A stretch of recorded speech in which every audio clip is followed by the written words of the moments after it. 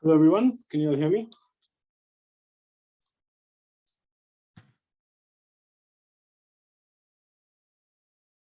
Perfect. Thank you. All right, so we'll get started in a few minutes. Let's let people congregate.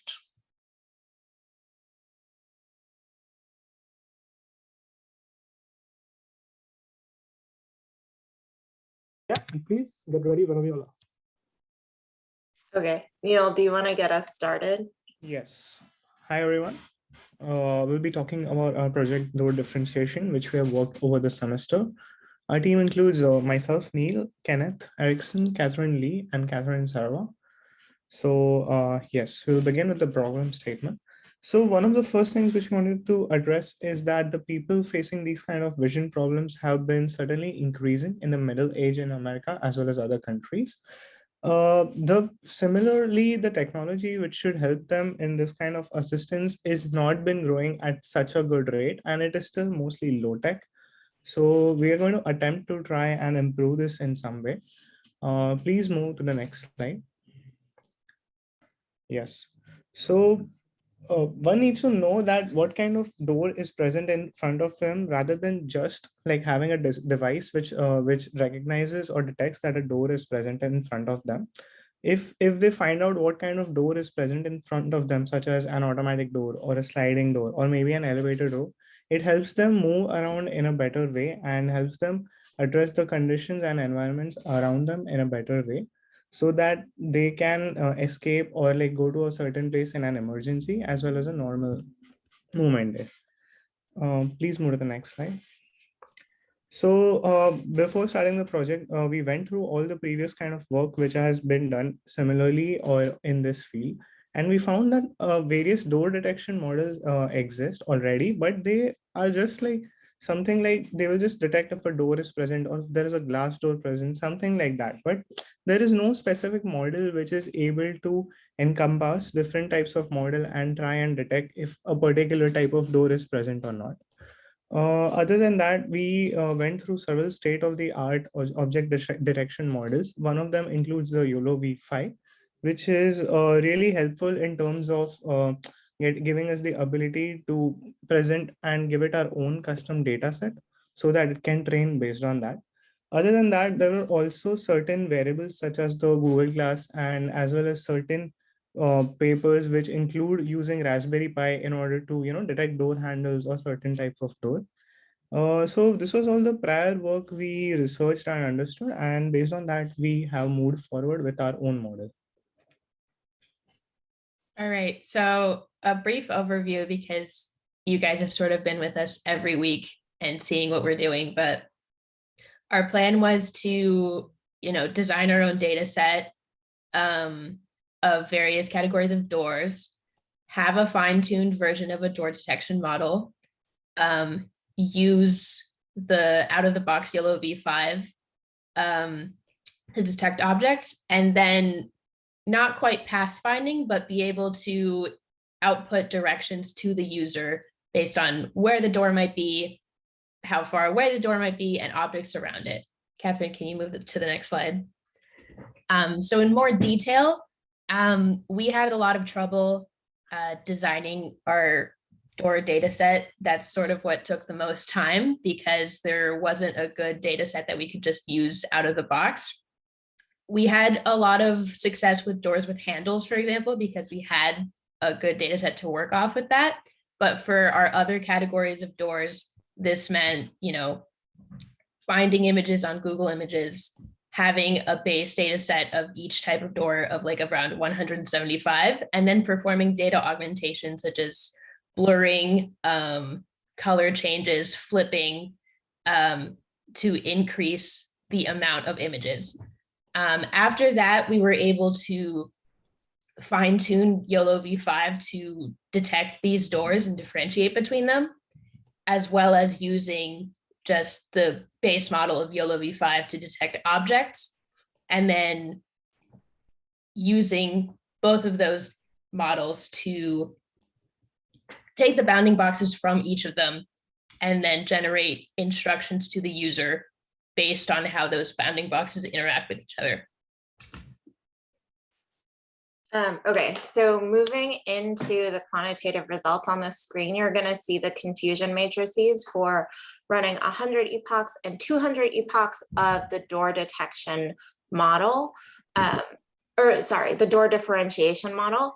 So at a high level, what we're sort of looking at is with 100 epochs, for the most part, doors are identifiable about 50% of the time. Elevator, automatic and sliding doors slightly less, knob doors and push-pull doors slightly more. One of the things that we actually do see here is that with more data and better quality data, we actually get better results. As Katie mentioned, one of the things that we really struggled with was because we had to build out our own data set, there were some problems with actually getting enough data and getting high quality data. So in particular with handle doors, we actually see that it performs at 96% accuracy. We had a lot more handle doors in our data set, and the majority of those doors came from these door detection data sets that had been used previously. So the quality was a lot higher. One of the positive things that we also saw here is that doors actually don't get confused with each other for the most part. Fewer than 10% of doors were confused for a different type of door. So in terms of doors that we were actually able to identify, in general, they were not being confused for sort of different types of doors. Looking at 200 epochs, for the most part, we actually saw the performance decrease over time. That was sort of a sign that we might be overfitting as time goes on. We'll look at that a little bit more in the next slide. But running 200 epochs, the only place that we saw improvement was in push-pull doors and sliding doors.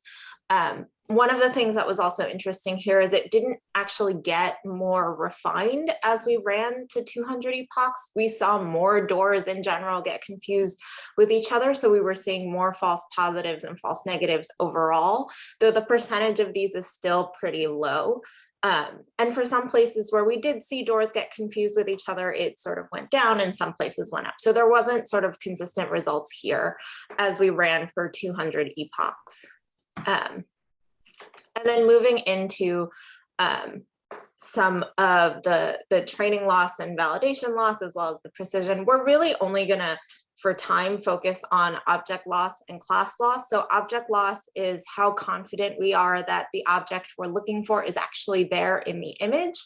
And class loss was, did we actually predict the door correctly? So we can actually see from the validation object loss and the validation class loss, they sort of are already leveling out around 100 epochs. And by the time we get to 200 epochs, they are starting to overfit. So that sort of validates what we were saying and seeing in the confusion matrices. On this results side, you're gonna see some of the results we saw on our testing set for 100 epochs. So like I mentioned earlier, we were able to identify 50% of doors in nearly all categories. For emergency doors and push-pull doors, we saw slightly fewer. Doors with handles, we saw significantly higher accuracy. We've mentioned several times now, it likely has to do with the fact that we just had a lot more data. One of the interesting things that we saw was that revolving doors actually had a much higher than 50% accuracy. And we sort of speculate that even though revolving doors are generally glass and these models tend to struggle with glass, because revolving doors have such a distinctive shape, even from different angles, they're not flat, it contributes to why they perform at a much higher accuracy. Okay, so here's some example images of the doors that got passed through our model. In these images, we can see that our model was able to successfully identify the right number of doors and the right types of doors, which are our main goals for the model: door detection and differentiation. The bounding boxes aren't that tight, but this we felt was good for our initial model. Next slide, please. So next we begin working on a proof of concept to show how door differentiation could work in a more complete model. So with this model, we also incorporated some general object detection with YOLO v5, and we created a custom algorithm to give some basic directions.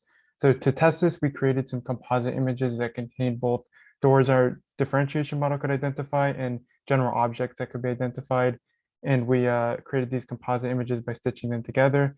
Passing those through, we generate some directions like you see below, which tell the user things like where the door is in the image, like left, right, or center, how far away the door is, the type of door, and any obstacles that might be in the way. And it does this for each type of door in the image. Okay, next slide. So as for future work, we like to improve our data set. We had a lot of additional images for doors with handles, which improved accuracy a lot. So by connecting these, or by gathering a similar amount of data for all the other categories, we probably see similar improvements in accuracy. We like to improve our clutter detection. Right now, we're just kind of using base YOLO v5, but a more sophisticated model could improve this. We'd also like to detect some secondary features like door handles, buttons, and elevator buttons, which could, which are kind of related to different, like certain types of doors and may improve prediction accuracy. And finally, we'd like to deploy the model so it could actually be used by visually impaired people with things like, a mobile app or some kind of wearable technology. So that's all. Any questions? All right, thanks a lot. Great presentation. A round of applause for the group for the talk. Okay, so yeah, just a quick note. So since if I understand correctly, right, a lot of your efforts were spent on developing a custom data set, right?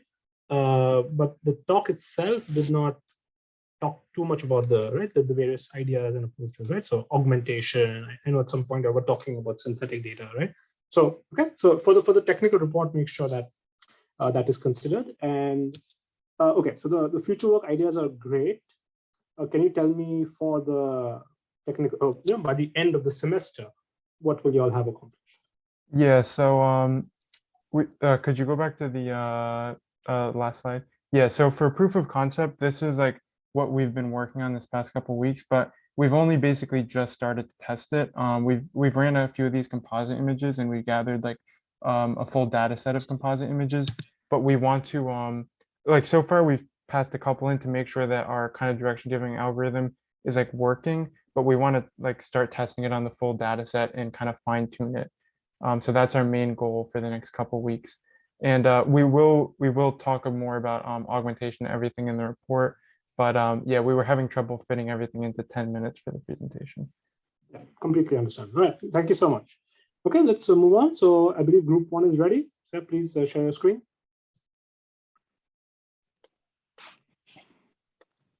Sure, Professor. Yeah, you can get started. All right, Abid, whenever you're ready. Yeah, hey everyone. So our project is called Error-Driven Learning for Object Detectors. And the members include me, Advit, Kuma, as well as Max.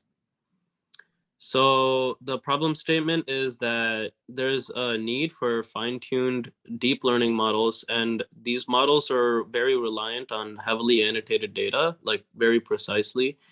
But the problem is that there is a lack of these types of really annotated data sets. And so we thought that we might be able to use the false predictions generated by an initial model to sort of make the data sets go further in the model process. And so these false predictions can include false localizations as well as misclassifications in the realm of object detection. And the two goals were to fine tune the models in order to eliminate false predictions that differ from what is annotated. So that's the first model. And then the next, the first goal. And then the next goal would be to address the overall performance, right? So how do we bring our sort of approach to the state of the art and to benchmark it against some public data set? So there were a number of different challenges that we faced in this project, but these are just a couple of the notable ones. So one is that false predictions can be semi-annotated or unseen. So depending on our implementation, just because we notice a false positive or a false prediction doesn't necessarily mean we know exactly what's wrong or what things are right in that case. And that can be a problem where we don't have enough information about it. Another problem is in terms of misclassification. It's often about differentiating between very close fine-grained classes. So figuring out how to penalize that correctly through error-driven learning was one of the notable challenges. And the last one, and we'll get into it later, but we ended up working with the object detector YOLO v5, as we said before. And working with that loss function ended up taking us a lot of time as we needed to figure out the best way to incorporate error-driven learning into an already complicated loss function. So the motivation behind the steps we took was first, by making false positive data an active part in the training process, we could basically, like I said before, make the existing annotated data sets go further in the training models.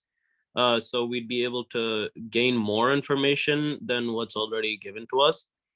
Second, we can improve the accuracy of existing object detectors and decrease, the false positive rates and the false localizations. And third, if we could figure out some way to make this work, and we kind of did, we'd be able to sort of use this approach in potentially other object detection, as well as other just general machine learning training processes as well, because false positives is a problem in a lot of machine learning tasks, right? So we could use this approach in other things other than object detection. So the next slide, we just wanted to talk about the prior work. This approach, so the first work we wanted to look into is called learning from mistakes. And this approach trains a model effectively on target tests, and it uses a reweighting technique. However, and this model also did use false of a positive data, but we weren't quite sure if it played an important role. This reweighting technique seemed to play a bigger role in the way that they trained their model. So it wasn't like, it didn't seem essential, or it wasn't the center of focus, right? So moving on to the second data set called CDNet, this one managed to address false localizations in YOLO, and because we also used YOLO, this seemed interesting. But the problem here is that they manually select common types of false localizations, annotating a few samples of them, and add to the training set as other classes. The problem with this is it isn't generalized, since some false localizations don't have any high-level semantics. So, the pick and choose approach didn't really make sense. So now I'm just going to give an overview of our model and our approach.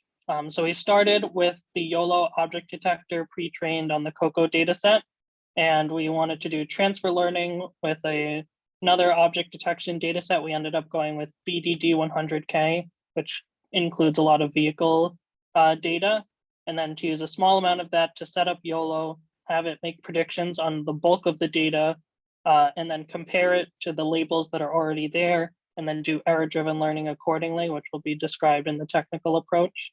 So that was what we started with and what we spent the bulk of our time on. And then we wanted to remove this dependence on label data if we could. So that's what led us to introduce the prototype network, which is what we're still working on. And it's based on ResNet, which is pre-trained with the ImageNet dataset.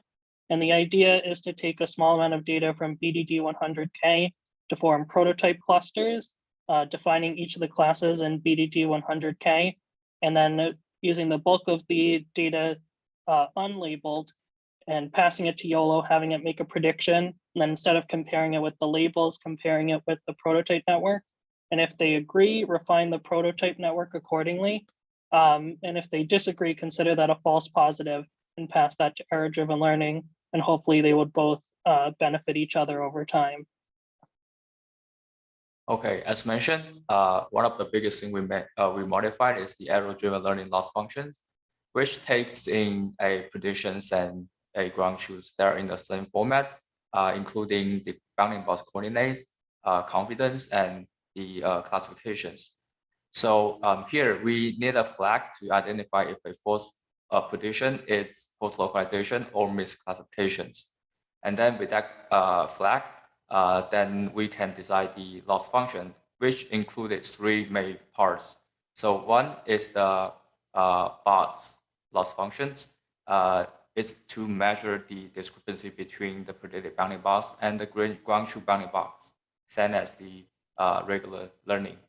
Secondly, the confidence loss is for penalizing the predicted bounding box that has high IOU with the annotated false localizations. Since we have the flag, we can identify which ground truth is false localizations. And so for the classification loss, we take the exponential negative of the binary entropy loss between the predicted class and the misclassifications, so that the closer the predicted class is to the misclassification, the higher the loss. And so for the prototype map, here is an idea of how to incorporate it to the model, to the frameworks.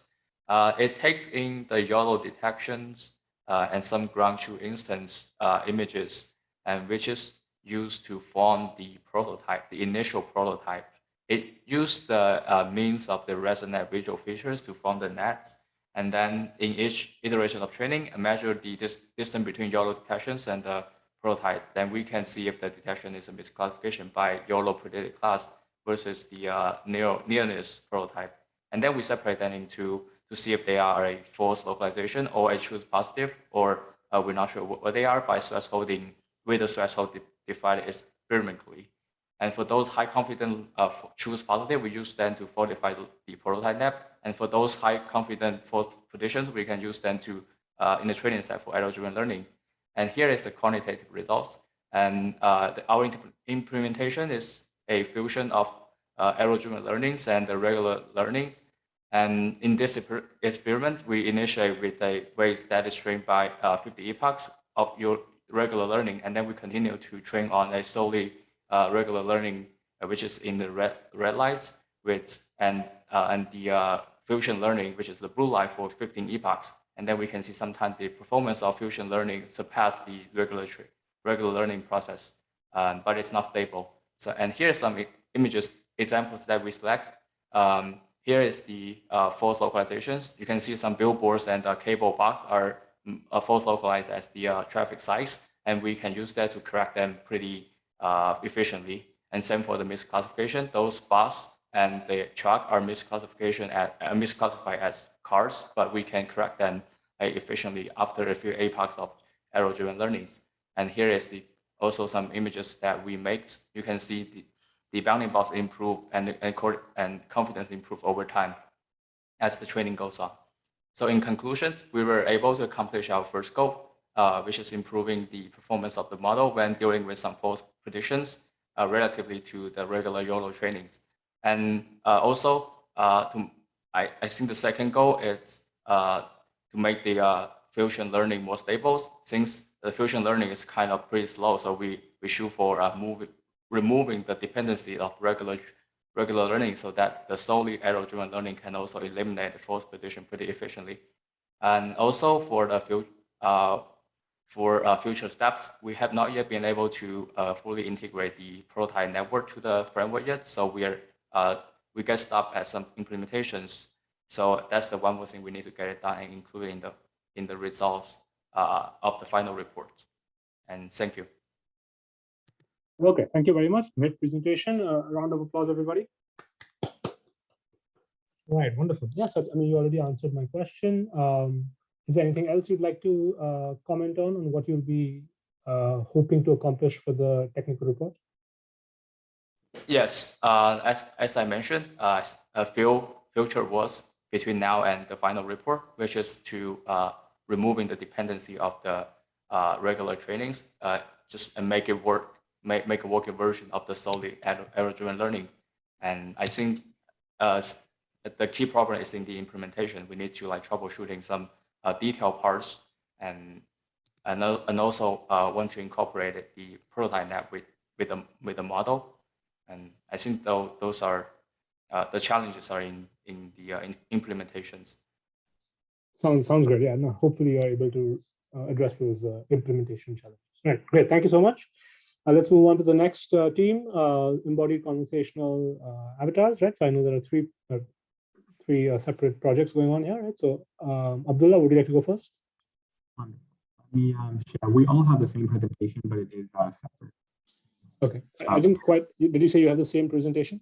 Yes, so it's the same Google Slides, but there are three portions. So we each have a one part. Yeah, that's perfect. That's ideal. So get started. So me, Rajath and Saria, we've been working on the project Embodied Conversational Agents over the past semester. Okay, so for my portion, I've been working on the upper body gestures of the embodied conversational agent. So I've been working on synthesizing the text, the audio, and the emotion of a user with correlating upper body gestures. And of course, the purpose of this is to better simulate the virtual human. So while doing this, I've run into a number of challenges. The code was very difficult to work with. There were a lot of logistical and technical issues working with the iLab. And I don't have a huge amount of experience in machine learning and AI, so this was a learning experience semester for me as well. All right, so prior work. So there are a good amount of prior works relating to the upper body gestures of an embodied conversational agent or of an agent, but they either don't incorporate emotion or they are not conversational. But the one that we are working on this semester will be both of those things. So at a very high level, what I've been working on doing at this semester is creating a program that inputs text and an emotion. From that text, and audio, so a speech would be computed.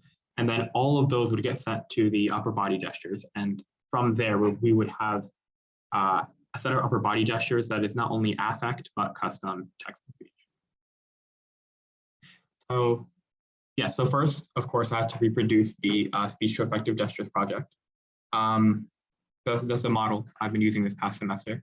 And then from there, I have to determine, so there are 4 inputs for that. It's the text, the audio, the user ID, and the seed sequence.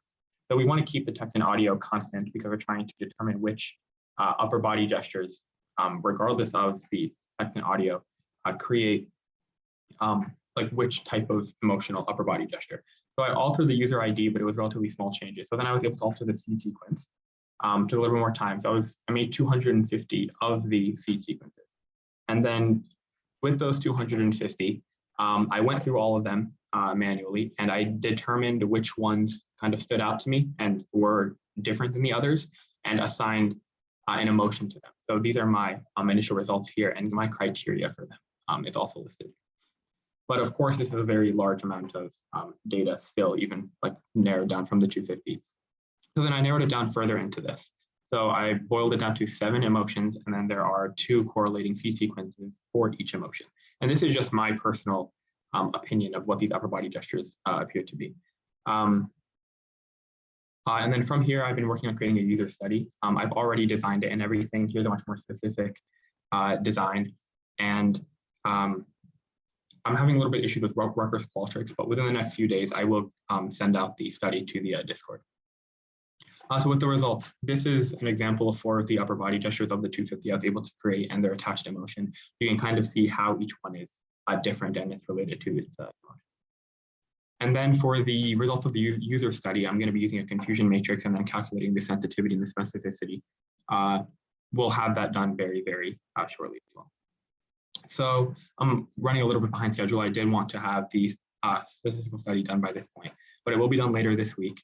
And then after that, so this semester, I also implemented the text to speech, and I just need to modify the speech to effective gestures project so that it inputs custom text and audio, which I am working on and will also be done by the end of the semester, hopefully. And then just as a side note, I'm also a member of the Aresti program here at Rutgers, and they tasked us to create a poster, and this is that poster. Okay. Hi, can you hear me? Yeah. All right, so my portion of this was affect-driven dialogue. You can go to the next slide.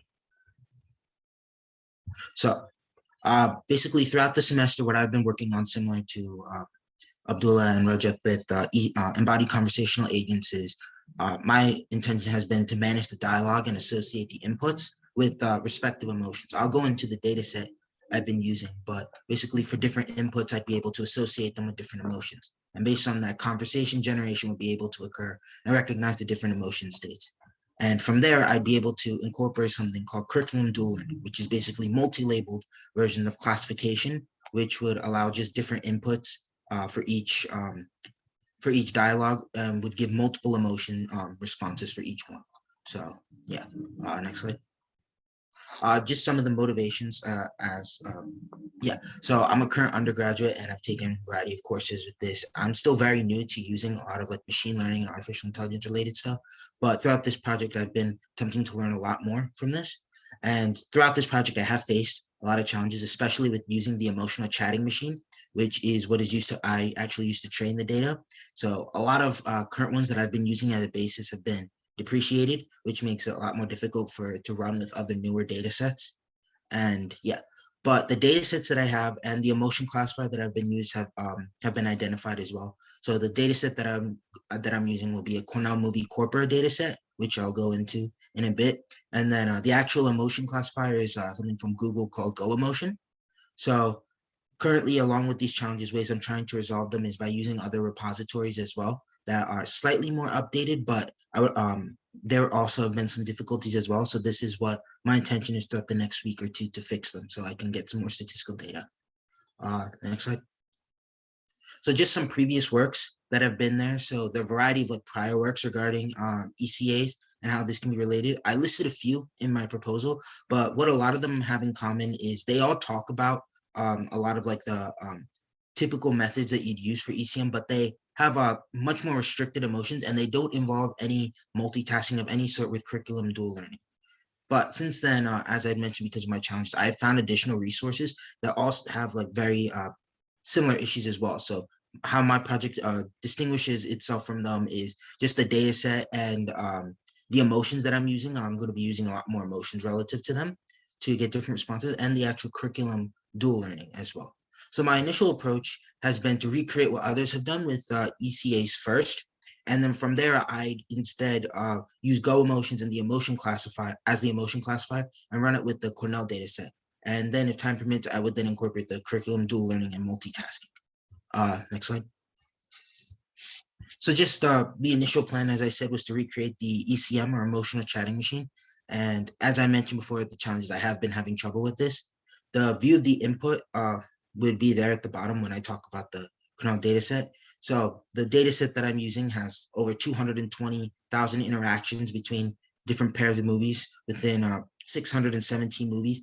And these are all extracted from raw movie scripts. So this is the data set I'd be using, which has significantly more interactions relative to anything else that has been tested before in other ones, which is what I'd be using when I train them. So yeah, this is already prepared. And then next slide. Next slide. And then the actual classifier, which I only mentioned briefly last time, but I'll mention it now. So with Go Emotion, there are over 28 respective emotions, but a lot of them now when I go through have been like separated, have been categorized now so that they each do different things. So I've reduced them to between angry, disgust, sad, happy, like, surprise, and other, such as like pride, relief, etc. And then upon succession of completing and running the actual ECM, I'll be able to reset the current emotion classifier and attach them as well. Next slide. So these are just some expected results from tests. As I said before, with having the difficulties in the past, I'm still working on that. So my the actual statistical like qualitative data has been a little behind. But if when I complete that, it'll look very akin to this, where you have like different responses based on different questions, and you'll be able to associate them with different responses and different emotions based on what is being able to be recognized. Next slide. All right, so just general changes from my initial point is that, as I mentioned, I'm going to be trying using other versions of ECMs that are very different from what I expected to at the start. And once I'm able to do that, I can get more statistical representation and data using this. And then due to time constraints, curriculum dual learning might have to be diminished from what I had set out to do from the start.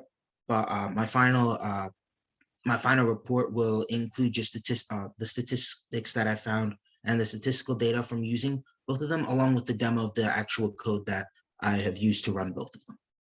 To run the Go Emotions and the corporate data set while using an electronic chatting machine. That's it. Yeah, hello, am I audible? Yeah, we can hear you. Yeah, okay. Yeah, next slide. So I worked on the facial reconstruction and rendering part of the ECA project. Next slide. Yeah, so the problem statement was basically to optimize the current facial reconstruction and rendering approaches by either using the state-of-the-art reconstruction methods and also recently the neural rendering methods, which gave rise to NeurFace. So my main approach was to use a emotion or expression condition detail model to improve the performance of these models. Next one. So the obvious motivation is potentially now you can see mostly in gaming that you can see avatars and very like realistic outputs. On the previous slide, the GIF you saw was from the MetaHuman in the Unreal Engine. So yeah, so like another obvious use case is with the advent of AR and VR is probably 3D avatars, and even probably in video calling, where you'll like higher interactability and feel can be given from having a 3D reconstruction of you instead of just the 2D output, and possibly volumetrically rendering it so it looks much more realistic. Next slide. So the obvious challenges are, first of all, is disentangling the facial details of a person. So there are some details that are common to most facial expressions, but there are also intrinsic details which are specific to a person's face, which are hard to like separate and train in models. And another huge problem is things like are not apparent, like seen in the input image in the ground truth. Sorry, possibly couldn't match the ground truths. For example, if the inner mouth, like we don't really know how it looks until we've seen it, but it's still a problem statement to recreate it the best we can based on the data we've seen before. And obviously, things like hair, eyes are also hard to reconstruct because of in each expression, they do play a vital role, especially with the position of the eyes and how they look. Next slide. So some of the prior work, I'll just go through this quick. So DECA is one of the state-of-the-arts in 3D reconstruction by separating out the coarse and detail parts. Next slide. And rendering with style is something bought by Disney. And this is also one of the state-of-the-art in facial texture rendering. But the problem with this approach is they already have as prior a skin texture, and they're just improving the final ray traced output. Next. And this is the state-of-the-art in real-time rendering.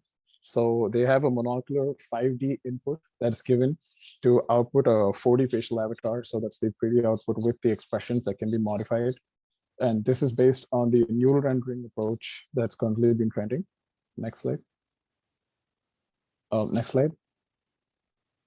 So this is just a high overview of the proposed approach. So we have DECA rendering with style and Northface, and I'm trying to combine these link codes between these three to possibly improve the results. So I'll go into detail. Next slide. So my first technical approach was to use the MEAD dataset. So the MEAD dataset is expression conditioned with labeling for each person with different expressions, and it's a huge dataset. Next slide.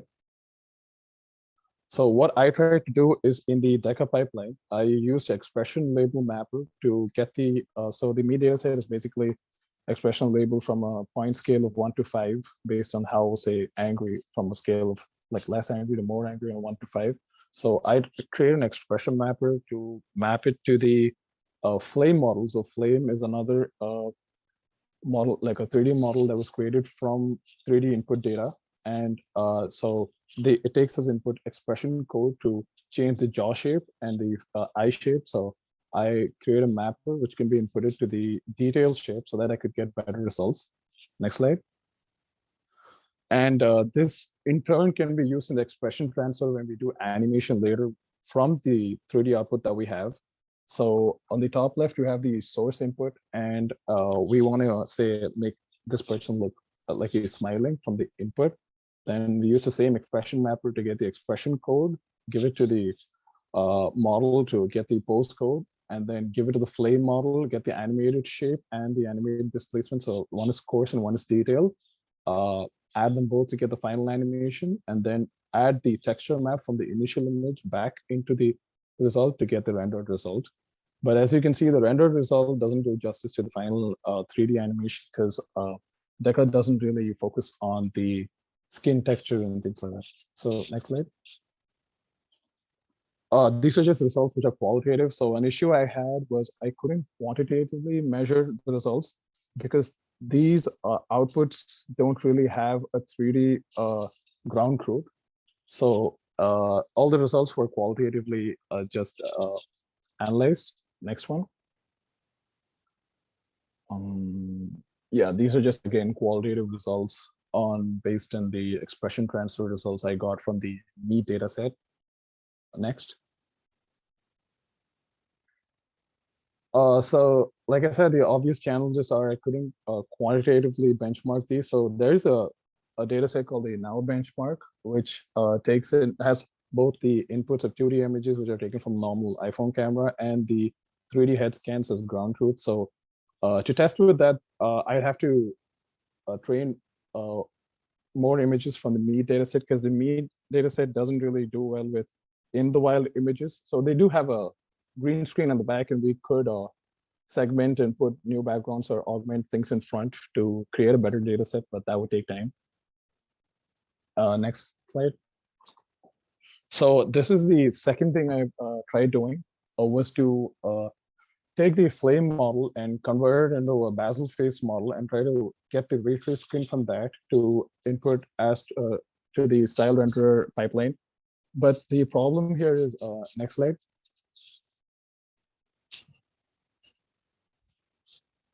Yeah, so the problem here is that the Basel face model can be converted to flame, but the BFM has some parameters such as shape variance and average texture, which can't be, there is no direct mapping from flame to BFM. So that was an issue I faced, and I couldn't find the transformations couldn't be done finally for style renderer to work. And also the style renderer GitHub repo is kind of abandoned in a lot of issues which are not addressed, and the models are private, so I couldn't recreate the results they were telling to. Next slide. So the final approach, or the current approach I'm trying to do, is again take the Deca face model, and they have an incredible detail code. So how NeurFace works is it has a dynamic radiance field network, which takes in the face tracking input. So this is real time, and gets the post parameters, expression codes, and everything, and does a ray sampling to then does a volumetric rendering. And while the dynamic radiance field is being generated, you can modify the expression vectors. So basically, you could give in as an input some other person's expressions, and that could be inputted to get the corresponding output. So for them to get a better result, a realistic result, I think I put this on Discord, the result of NeurFace. So they add a detail code which tries to in-paint some results, like some features of the face that couldn't be learned from the normal face tracking. So I'm trying to give the detail code from the Deca pipeline as a learnable latent code into the radiance fields for better volumetric rendering, and this is still in the initial stages. Yeah, next slide.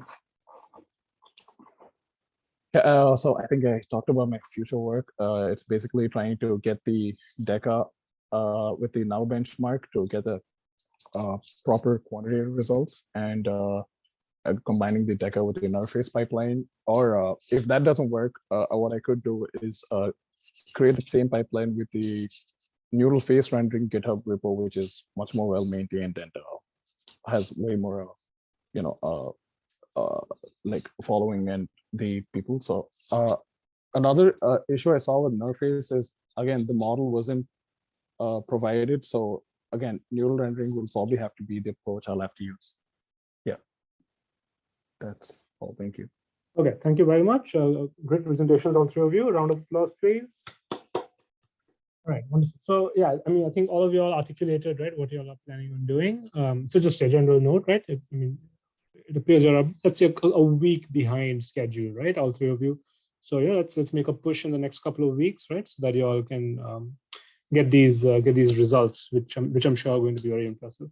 Rajat, for you as well, I think my inclination as well is that you adopt the neural approach, right? The neural face rendering approach, but you can discuss with Jerry what you feel best. I'm also not, for example, you don't have to have a quantitative analysis for this particular component of the project. If you, it's not critical, at least in my opinion. Okay.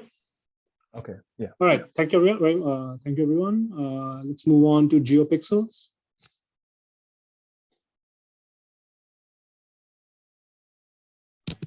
Hello, everyone.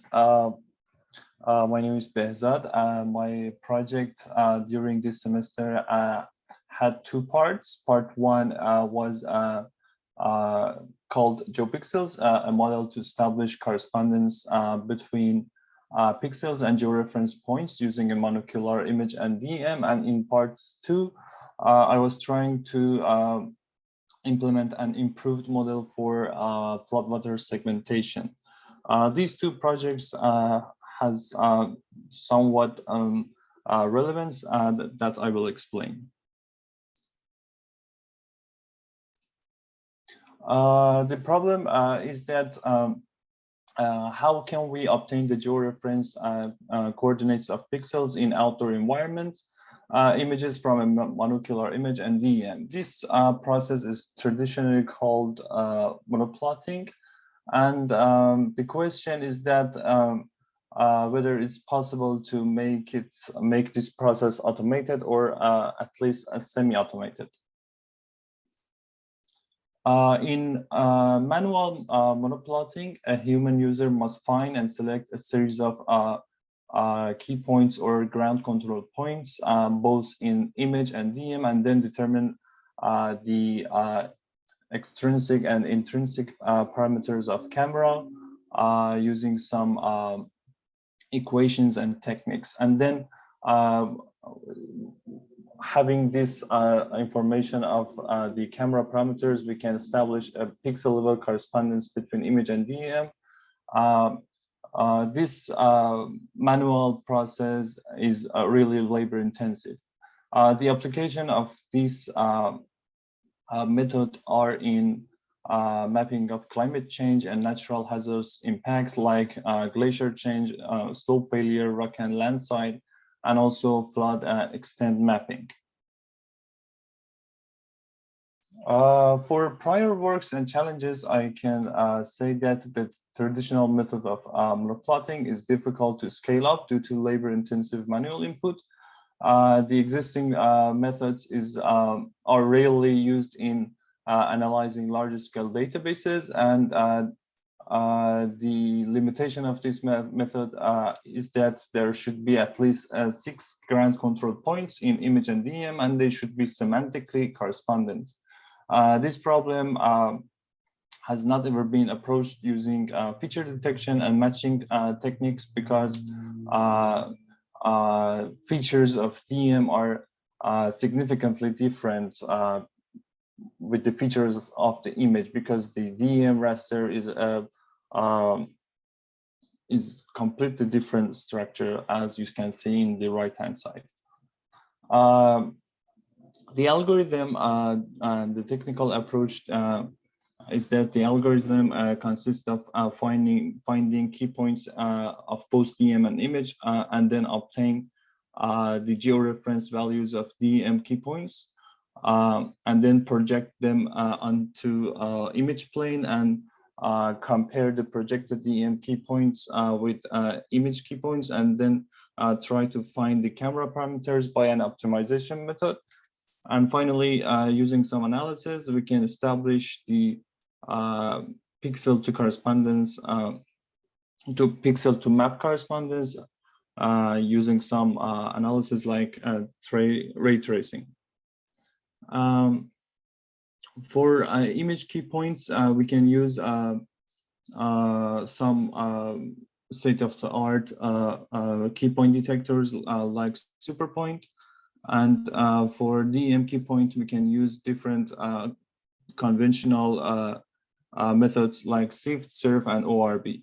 And for matching optimization, we can use the loss function of distance between projected points with nearest image key points in image plane.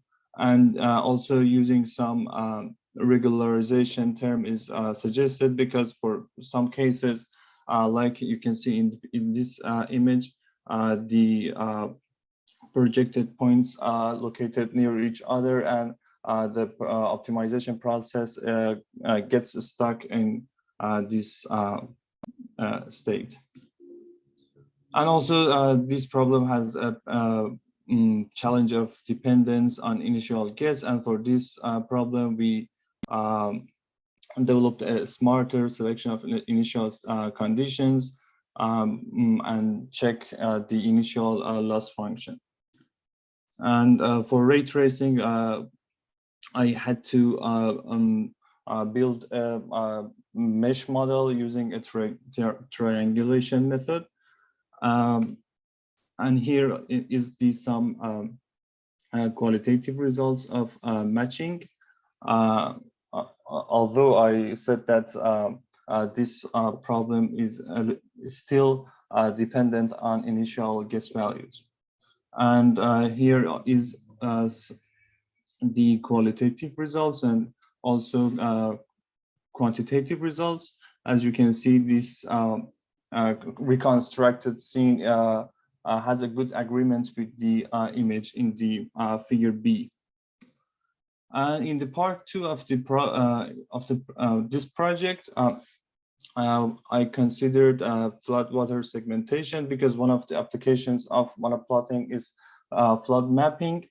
If we have the more accurate of floodwater segmentation, we can combine it with monoplotting and map it on a map. As you can see in this slide, we can see a manual flood mapping using monoplotting, but with manual rough estimates. The prior works and limitation for that, I can say that CNNs for image segmentations typically operate on regular grids, which are input image of grid. Input image is a regular grid of pixels. The label maps predicted by these networks should be mostly smooth.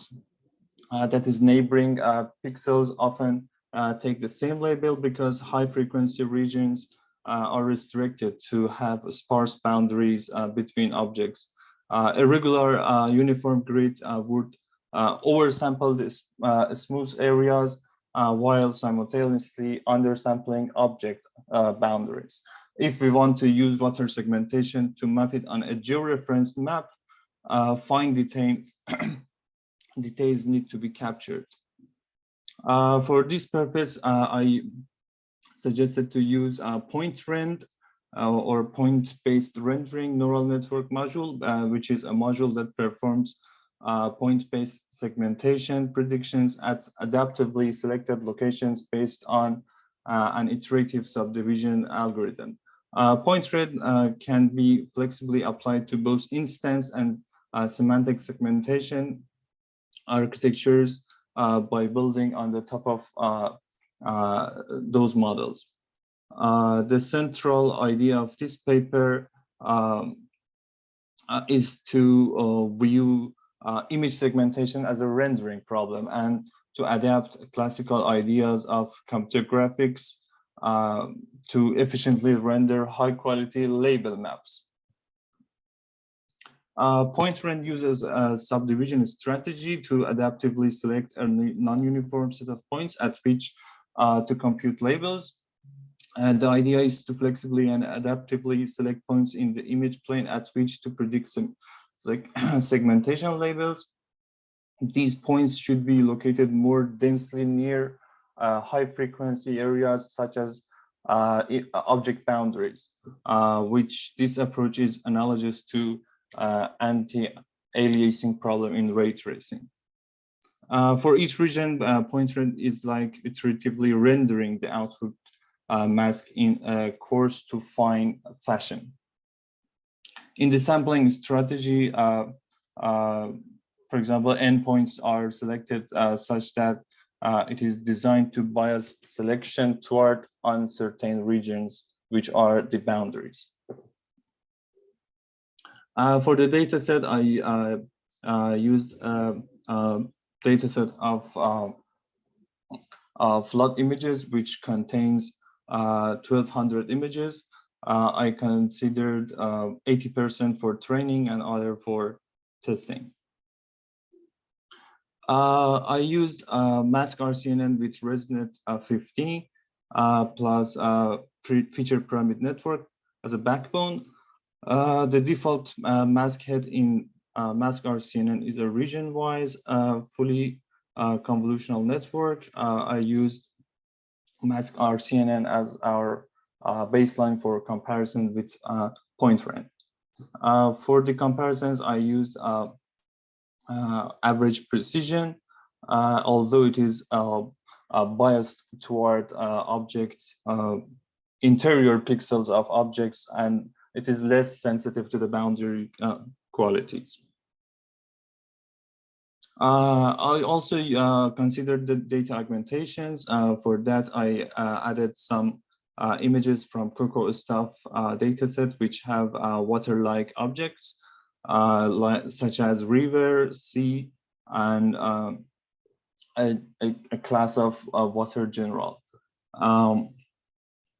I kept the testing data set unchanged, but I added about 9,000 images of river, sea, and water.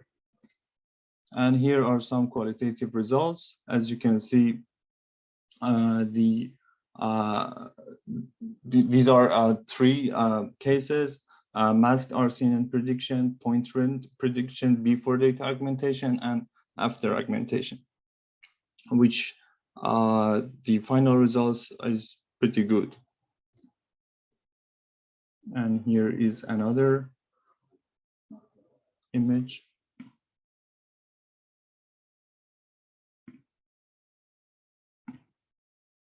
For quantitative results, mask RCNN has the average precision for segmentation of 63, and for point trend with data augmentation, it obtains 75, which is a 17% improvement. But for bounding box prediction, there was not any statistically significant change. For future work, we can say that for applications where fine segmentation prediction is required, point trend is an ideal candidate. My investigations showed that the quality of ground truth labels is not enough high quality for some images in the used dataset. Using LWIS dataset is suggested, which has higher quality ground truth labels. And also, I can do some inspecting the dataset and removing the images with low quality of annotations. That maybe we can improve our results. Also, we can combine monoplotting and point trend segmentation prediction to develop a pipeline for flood georeferenced mapping. And also for flooded objects, we can consider adding depth level to the annotations and train a model for depth estimation. Yeah, thank you. Okay, thank you very much. A great presentation. Round of applause. Okay, so you're a bit over time. So on Discord, please let me know what specific improvements you'll be making in time for the final report. All right, Behzad? Okay, sure. Thank you. All right, let's move along to the next group. Okay, wonderful. Yeah, please get started. Hello, this is Group 5, and my project is Graph Sketch Query. And so let me start with the problem statement. So our goal is to query Graph City by a hand-drawn sketch, where the user will input a sketch image that describes a query graph. And our output should be a subset of graphs inside the dataset, and such that the subset graphs are similar to the query graph. Here, the similar means the distance between the embedding of the answer graph and the query graph is minimized, and also the distance between all the graph embeddings, any pair of the embedding of the graphs is maximized. The motivation is that given a layout of the graph and its decomposition, user can easily draw a sketch. But the reverse problem, where given a user a sketch, ask a user to retrieve that layout, to retrieve that graph, that becomes hard. So it requires the a recognition of a sketch, and also requires the clustering of the output of the recognition into the database. And it do have some applications, like we can compare two graphs if they share similar microstructures, like the two graphs below. They look different, but actually they really have the same microstructures. And it can also help user to quickly find all graphs with the same special microstructure and then generalize what they find in one graph semantically to another graph. And so again, here we have the challenges into two parts. One part is the recognition, where we need to we have to segment the input sketch into node labels and the edges between the nodes, and we need to recognize the labels. And we also have another part of our challenge is the clustering. We need to get the unique representation of a microstructure. And here is a list of prior works. The 3 prior works are a part of building blocks in my current pipeline, so I will talk them later. And the fourth prior work, which is the deep sketch hashing, it do provide a end-to-end retrieve, but it requires that we have only one single object in a sketch.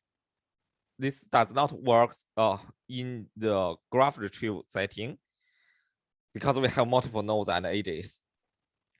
And we also have some other prior works like the sketch path and the fast sketch segmentation and labeling with deep learning.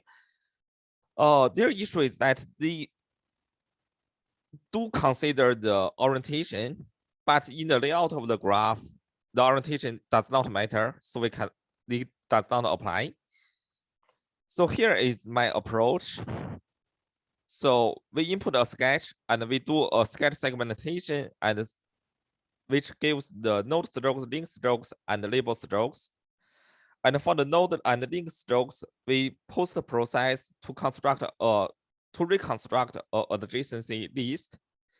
And for the link strokes, we put into the label recognition to get the labels, and then we combine the adjacency list and the labels put into a graph embedding, and we also put our graphs in the data set into that embedding to get the embedding of them, and then we compute the Euclidean distance and find the nearest neighbor, k nearest neighbor, to get that output. And here is a detail. So in the first sketch segmentation, we use the sketch GNN network. And the input is a sketch image, and the output is a label for each point in that sketch. So the basic idea is that we input that sketch, and then we learn the embedding of each node, each vertex, according to its nearest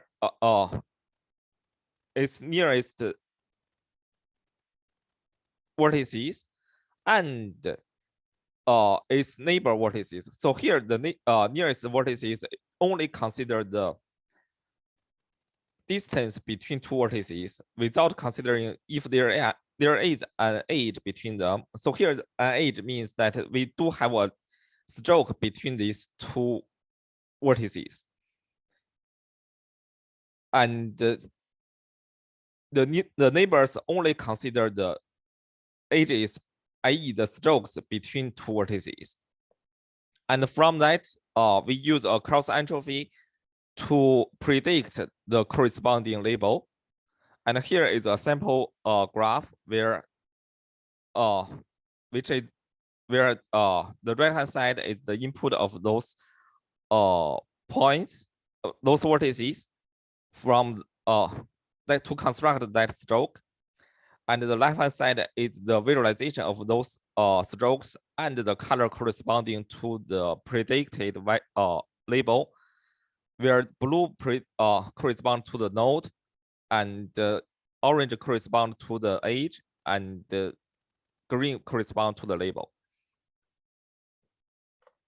After that, we reconstruct that adjacency list by separating it into the links node and the label.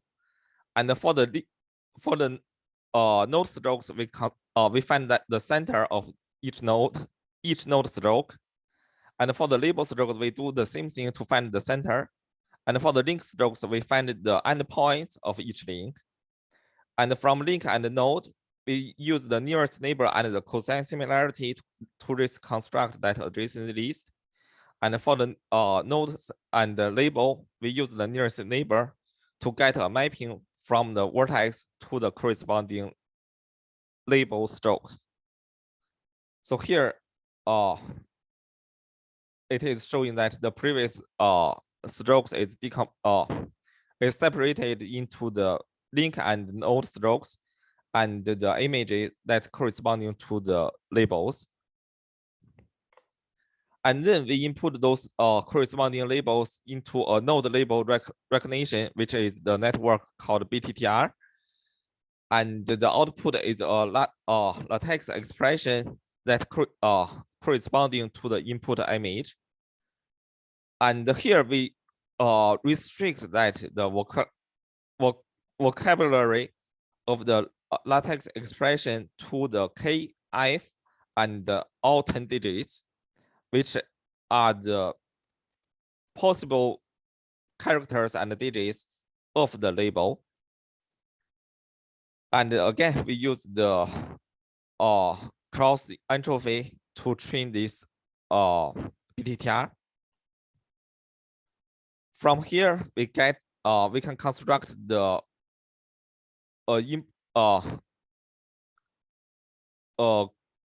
query graph with the following format, and then we can input that to the UG-Former, where the idea is that we input that graph, and then we use the neighbors to learn the embedding of each vertex, and then we literally sum up the embeddings of all the vertices to get an embedding of the whole graph.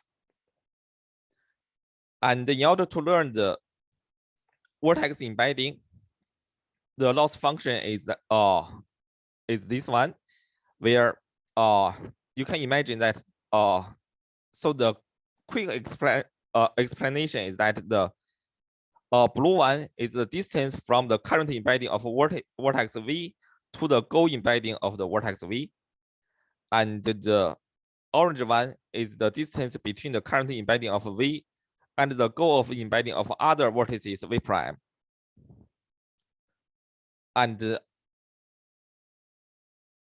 after we learn the vertex embedding, we can finally construct that graph embedding. So here again is that is the graph embedding of the previous example, which is a 43-dimensional vector.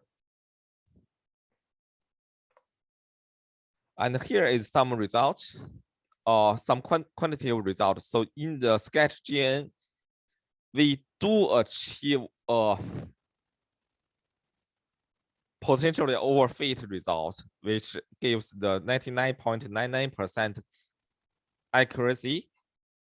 So that this is the part that I will talk to in the future works. And in the BTTR, we get the zero structure or symbol error recognition rate, which gives 76.67%. And in the UG-Former, so the sum of the loss is 3,000. And so in order to get the idea of UG-Former, so we actually do have this qualitative result.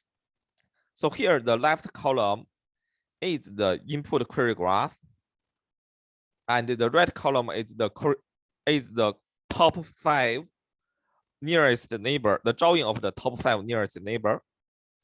And in the first row, the second top answer graph is exactly isomorphic to the query graph. And in the second row, we input so we have a label for the in the input which gives a fixed point 3. So this is a generalization of Please try and click conclude. for. I'm sorry. Time is up. Please try and Oh, conclude. yeah. So, Thank you. and in the third row, we do not have a fixed point 16. So what it returns is more focusing on the fixed one, fixed click for and fixed point 2. And here is a discussion about how SketchGN helps. So it do provide more robustness than the image pixel-based segmentation.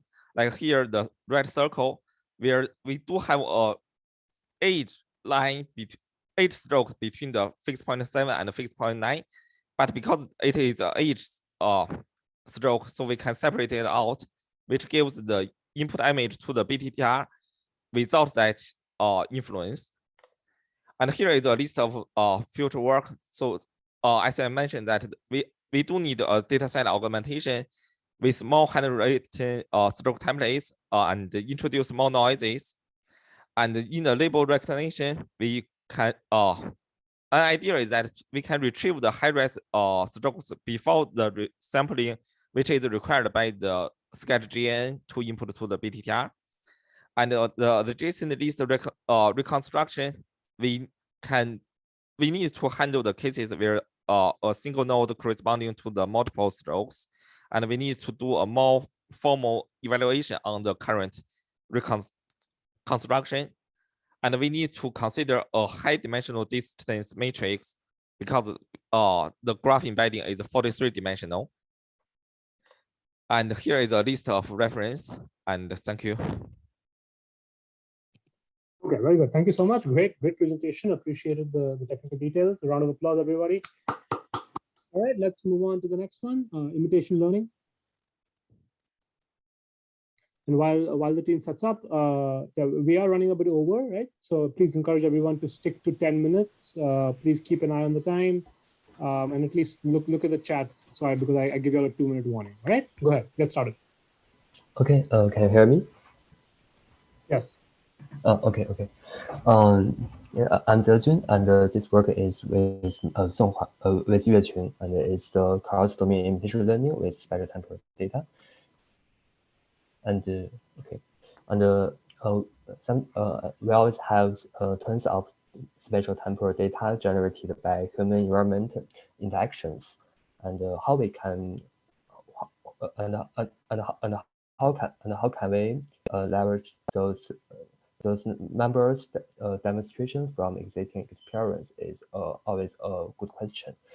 And yeah, and in our project, we want to solve the learning passenger sequence strategy.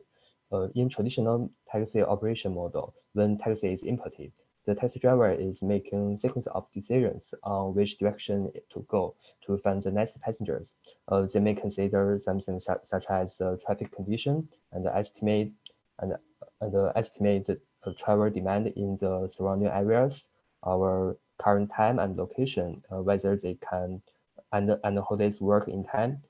And our observation is that all the taxi drivers, if we consider them as a group, they will have a significantly higher data coverage over geographical regions compared to an individual driver.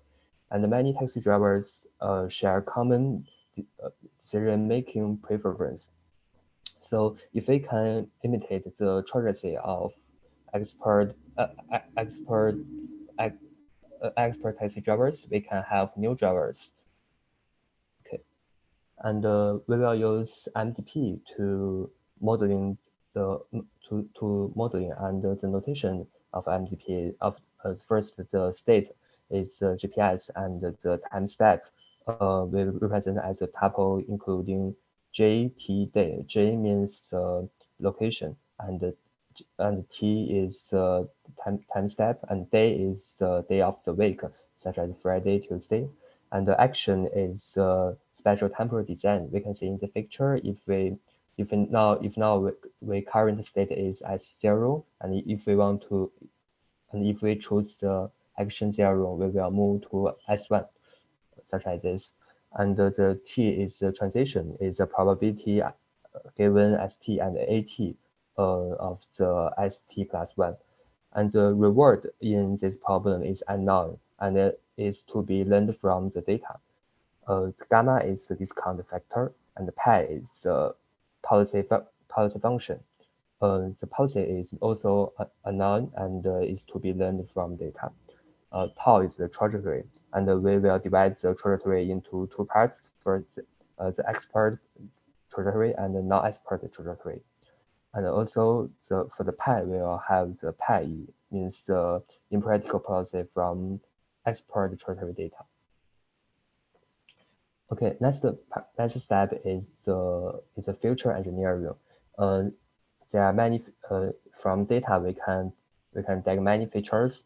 We divide into two parts. The first is state features, including some traffic information such as traffic demand, traffic volume, traffic speed, and waiting time, and also some temporal features such as time of the day, time of the week. And another is POI distance. We can mark some important places such as airport stations, and we can mark the distance from the important place to the current state. And another part is driver-related features.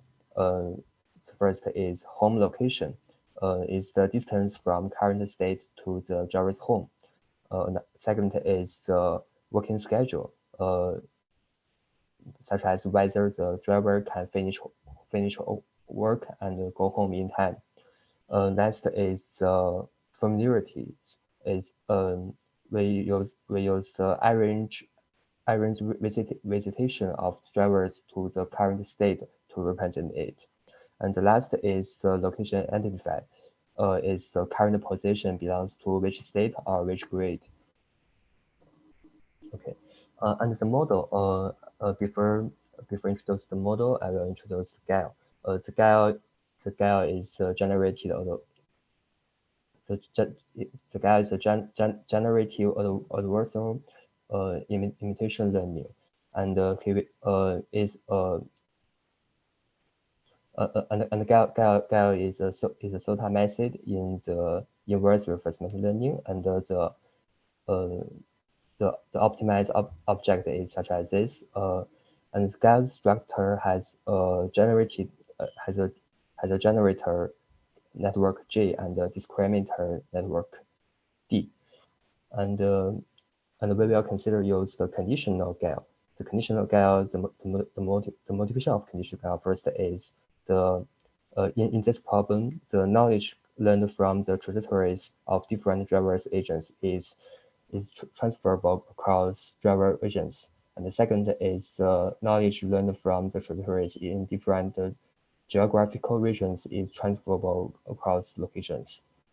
So the CGAL is the inverse reward learning framework to characterize the driver's reward and the policies by transferring knowledge across trajectories from various locations and driver agents. Okay, in details, to distinguish the locations as drivers agents, we define the condition variable as a list of condition features. We use C to represent it, and we can say the optimized function of CGAL is a little bit different. For every term, we add the C as a condition, and the structure of CGAL in our problem, the first generator is the policy network. We use CNN to implement this, and the input is the condition features and the traffic features, temporal features, and POI distance features. And the output is a distribution pi, and pi shows the probability of choosing 9 actions. And the next one is reward network, is the discriminator. We also use CNN to implement it. The input is same as the policy network, and will plus the pi. And the output is a reward. Reward is a real number between 0 to 1. and after that we do the evaluation. The evaluation we use the data is the text data from Shenzhen, and our baseline is a relent IIL and GAL. We can see in the picture, in the left one we use small GAL data to do the evaluation. The CGAL performs better than GAL and IIL. And the right one we use full scale data. Because the full scale data, the data have some issues. We need to do some cleaning and future engineering. So we just finished the work. We just finished the evaluation on CGAL, and after that we will continue to do the evaluation on the for our baseline GAL and IIL. And our contribution is with first application the CGAL to the taxi passenger seeking strategy, and basically achieve our goal. And next is we complete the cleaning and the future engineering of the Shenzhen taxi data set. And for the future work, first, as I mentioned, we will do the evaluation on the full scale data for the baseline. And that's because it's an application project. The futures engineering perhaps more essential than models. We will try to explore more potential useful features. And also we may try something on models, such as discuss the robustness of them. Okay. Great, thank you very much. Very nice presentation. A round of applause, everybody. Okay, let's in the interest of time, let's move along. Next team is music-driven animation. Okay, thank you. Thank you.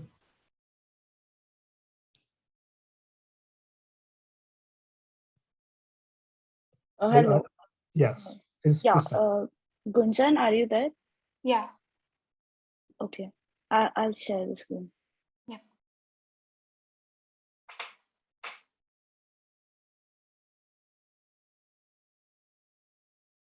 Hello, everyone. So for today's presentation, we will be talking about our project, which is the music-driven walk cycle for humanoid character. So starting with the problem statement.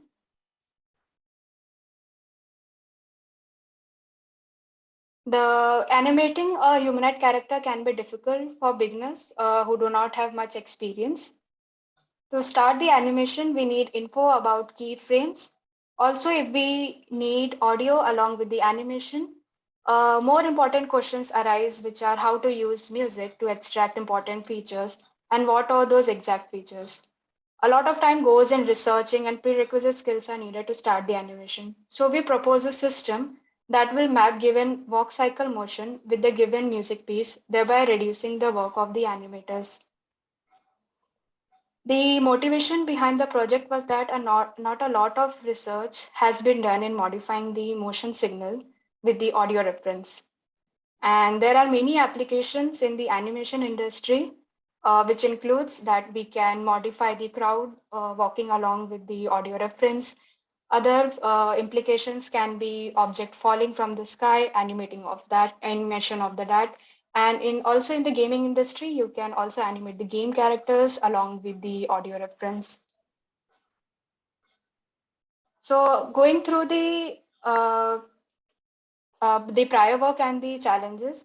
So in these slides, we'll be talking about all the papers that has been done and the research work.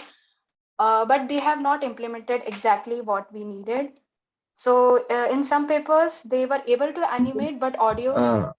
Excuse Aditi, I think the slide is for technical approach. I think you have opened the wrong PPT. Can you check? I opened the one you shared.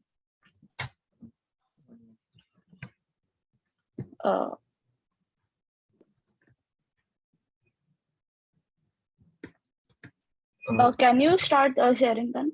Yeah, yes. I'm sorry.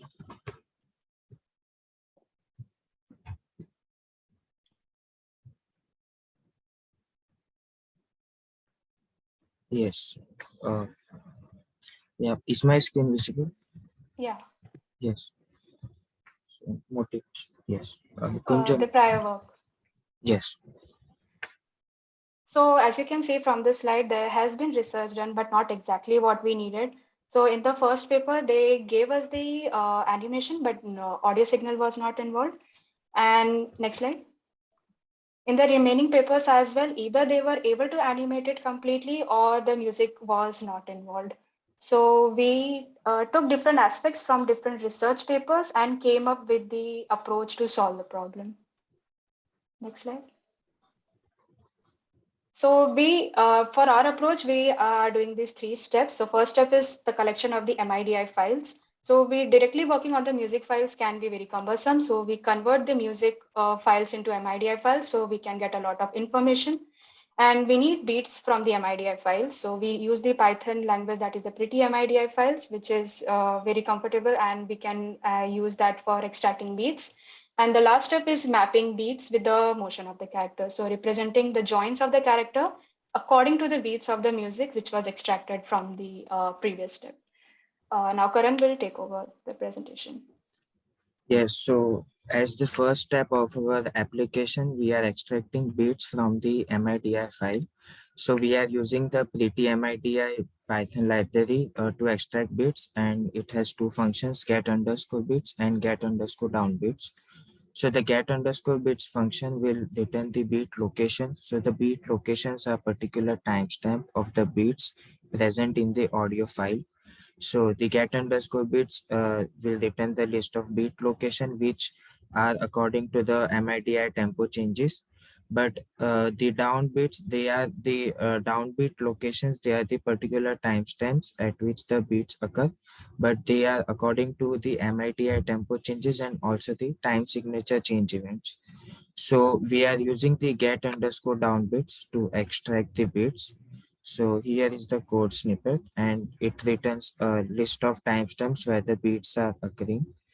And as the next step of our application, we have to map those bits to the particular to the particular coordinate of each joint. So the mapping, so to first map, we have to align the 2 time series. So the one time series is for the motion signal of each joint, and the other time series is the beat signal.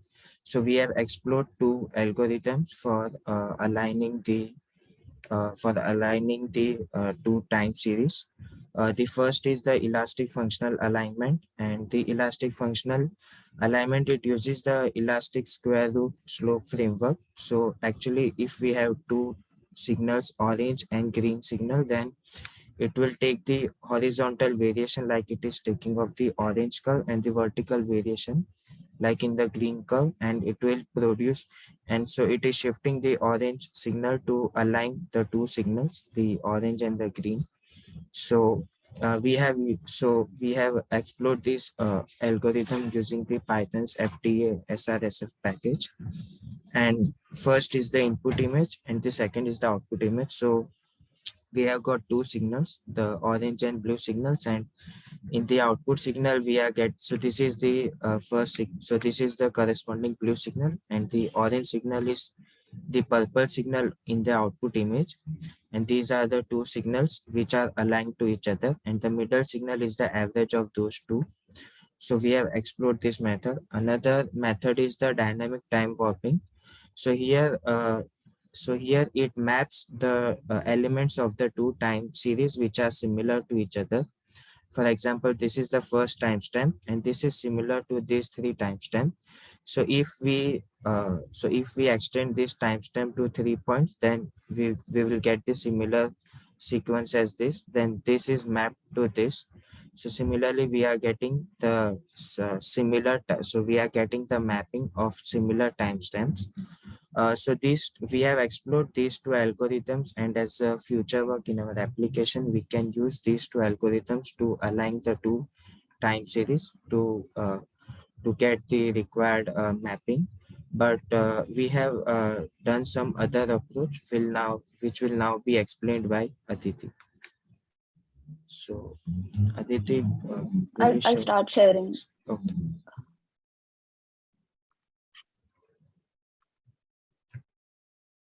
First, I'll show you the output of our project. Can you hear the audio? Unfortunately not. Okay,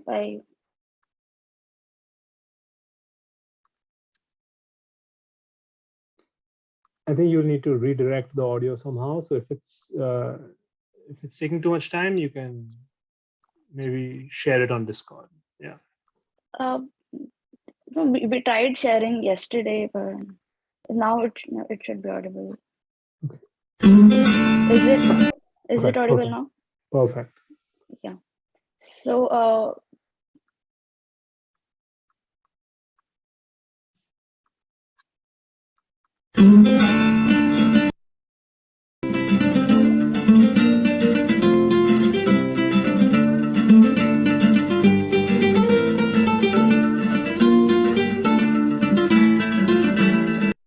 So in this video, you can see the changing frames in the beside the head.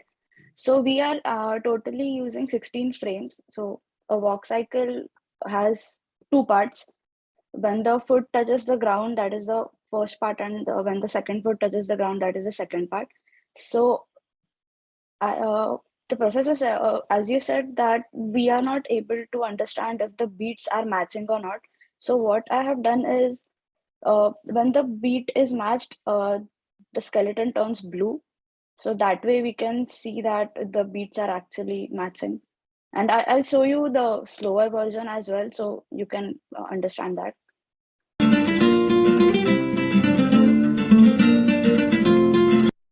So to understand the beat, so there is a function which actually plays a different sound for the beat.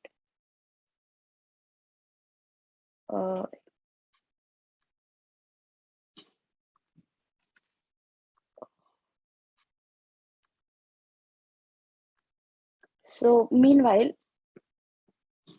what we are doing in this, so we found a data set which actually gives us 25 joints, and we are using 19 joints. So all the circles that you can see on the skeleton, those all are joints, and each joint is, so this is 2D, so we are only using X and Y coordinates, but the data set contains all the X, Y, and Z coordinates. So for 25 joints, we have 75 coordinates, and we are plotting them on Matplot and creating the skeleton here.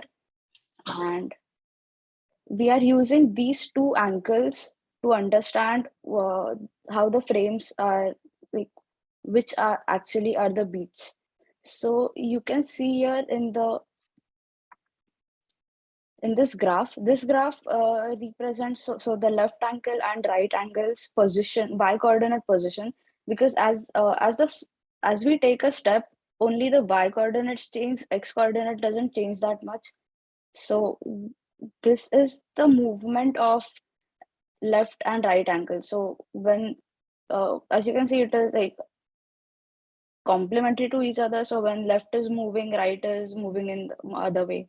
And this is the displacement graph. So between 2 frames, if we subtract the first from the 0th, then this is the displacement. So as we can see that on the 0 displacement is on the 7th frame, which is it starts from 0, so it's the 8th frame, and that's the 1 beat, and the other is the 16th frame is the 2nd beat. So what we are doing is we are mapping 1 beat with the 8th frame, the first beat with 8, second beat with the 16th, and that way we are creating this video. So to understand which is the beat, this is the audio that helps us.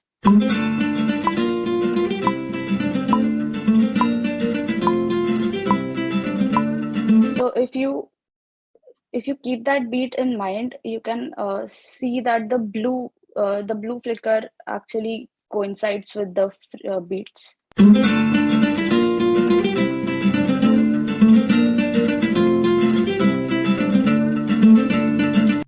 and I'll slow it down so you can understand it better.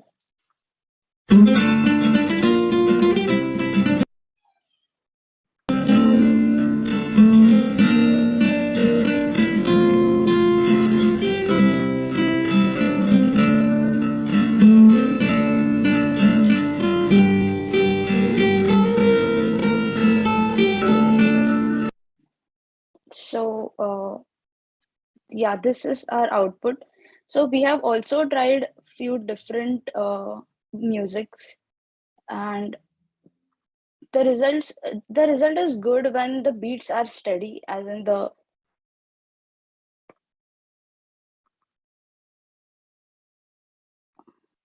So Aditi, wonderful. So show us one more demo because you're way Okay. over time. Okay.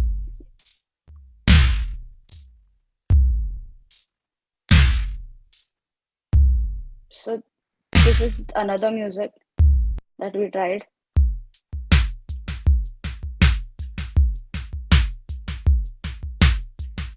Yeah.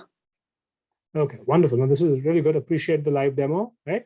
What you and I really appreciated the thought process that you all went through in analyzing the results, right? So that's great. Okay. It's also good. I would love for what you all should do is look at the results side by side, right? So look at the default Okay. motion, look at the synthesized motion using different audio clips, right? And see, can you qualitatively distinguish, right? But no, this is all looking very good. Right? Appreciate it. Thank you so much. Thank Round you. of applause for the team. All right, let's move along. Next team, are you ready? Yes, Professor. Yeah, go ahead. Devakas, share your screen. Yeah, can you all see the screen? Yes. Okay. George, you can start. Yeah. So basically, our problem statement is how to, like, given an input image, how can we generate a contextually similar image and keep a narrative while doing that. So there were a bunch of problems while we were going through the problem statement. One of the major things was how to optimally generate a narrative from the input image and how to use that narrative to extract the objects. So for the object sketch which we took initially, for that our generating a story, generating a text narrative from the caption which we get from the input image, that was getting too abstract and it wasn't, and the sketch images output was not great, was not working out very well. So we turned to Clipasso, and we used the quick draw data set to directly get the images which we want and use labels file to appropriately see which object would work best in the current scenario. And we used that approach to align the objects in the image. And we also use a GAN-based approach, which gives us more stylistic, realistic results in the image. And yeah, this has been a work in progress. And there has been a lack of quantitative measures up to now in our approach, and we are currently working on that. And it will require a bit more longer run on the GAN side. So, yeah. Next slide. Yeah. So yeah, this is the detailed approach of our process.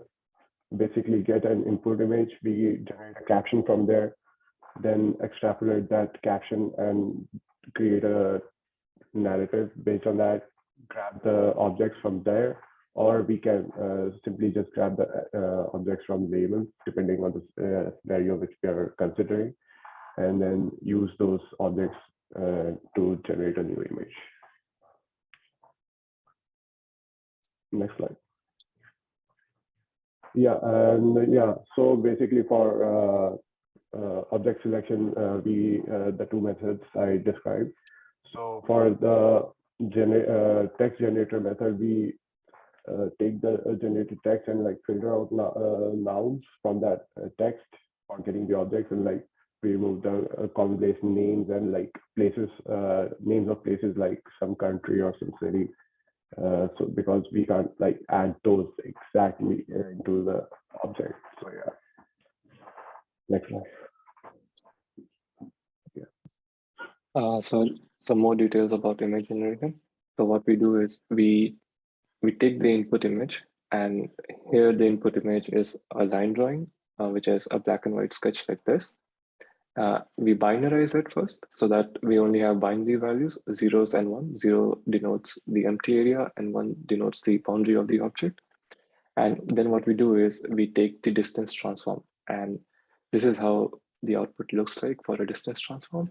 So the objective is how can we find the area which is close to the object and not very far from the object, but at the same time, how can we minimize the intersection of the boundaries of the two objects? So if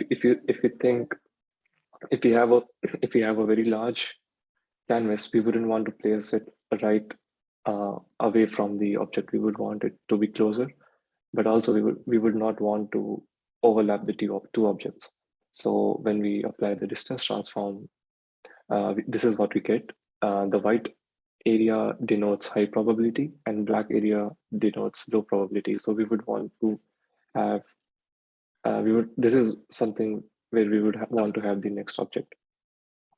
Now what we do as the second step is we take the next object, or we take the object and we convolve over all the pixels and try to find what's the maximum area, as in we would want to find this kind of area where we have more white.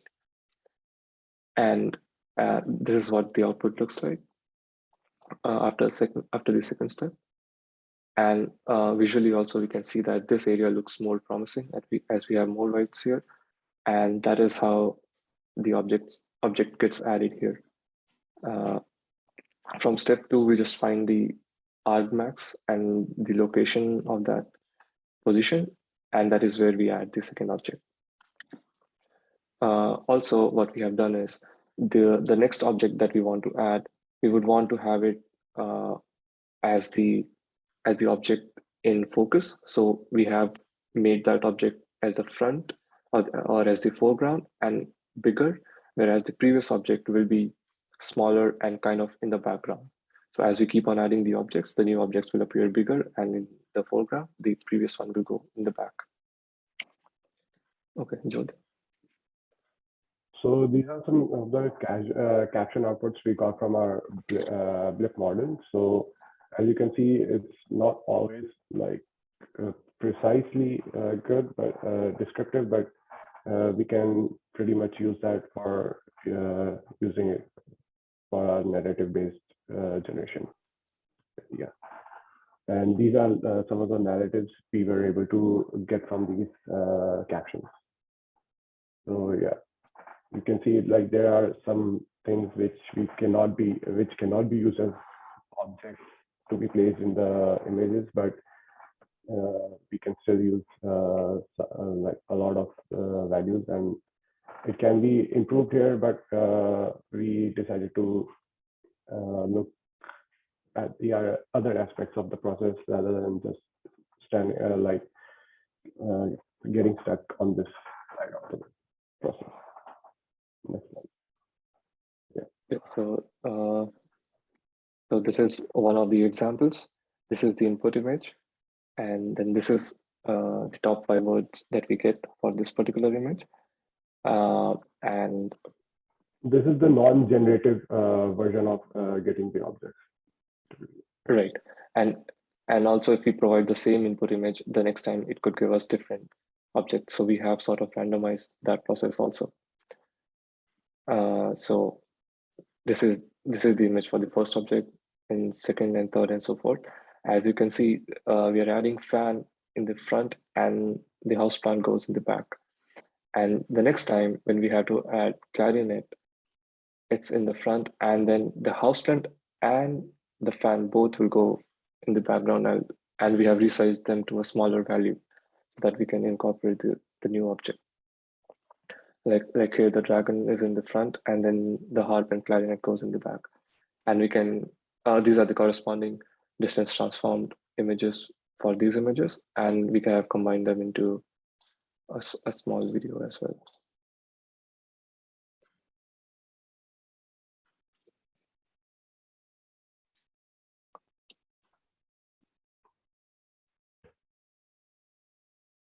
We can go to the next one. Yeah, I can show you a live demo as well. So this is one example that I recently ran. So what we have to do is we just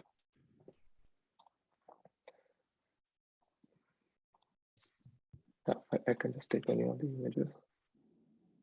Guys, this is really great. Y'all are unfortunately out of time. So if it can be quick, do it. Otherwise, move on to conclusions. Okay. Yeah, this is the output, and we also get a corresponding video for that right here. But let's not play that. Throughout this project, we came across a lot of challenges, and we also modified our problem statements, and we were exploring simultaneously. So we had a lot of things that we experimented and a lot of things that we came across. Gaussian blur is another distance metric that we try to use for finding a good relative position, and also similarly for GAN places. So very quickly, these are some of the GAN output that you can see.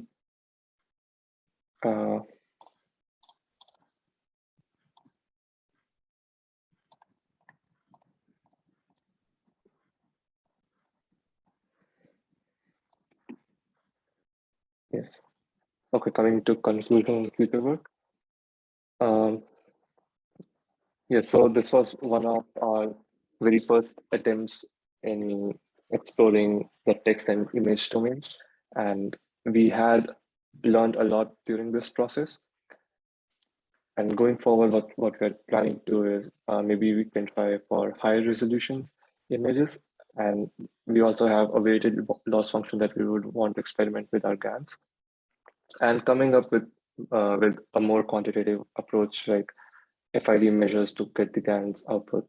On the image side, we have a for loop that is currently very slow. We can try to optimize it and make it faster. And also some of the images in the QuickBraw dataset are very unrealistic, and it doesn't look like the object. So we tried an approach, but we couldn't get it. So we use classification to get a good score of the objects, and maybe we can filter out the good objects, but that didn't work out. Another approach that we have is maybe we can take one of the best samples for an object. Let's say we take the best object for a dog, and then use it as a template and measure what are the other images of dogs in that data set that looks pretty close to that best template. And that way we might get we might be able to filter out good images for all the objects. So that is some of the future work that we want to try. Okay, wonderful. Yeah. I'll have to stop you right there. Right? Thank you so much. That was a great presentation. Round of applause for the team. Thank you. All right, let's move along. Yeah, because I'm afraid we may run out of time here. So Pyramid GAN team, please get started. Thank you, Professor. I'll share my screen. Sorry, let me find it.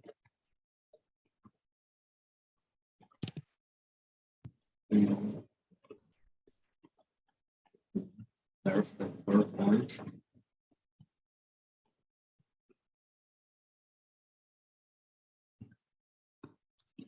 Right. Are you having trouble? Okay, now we can, I think, see your screen. Okay, go for it. Here's my project of person image generation and reach out. Now, these scans are widely used in various fields. Actually, most of our smartphones have built-in super resolution algorithm.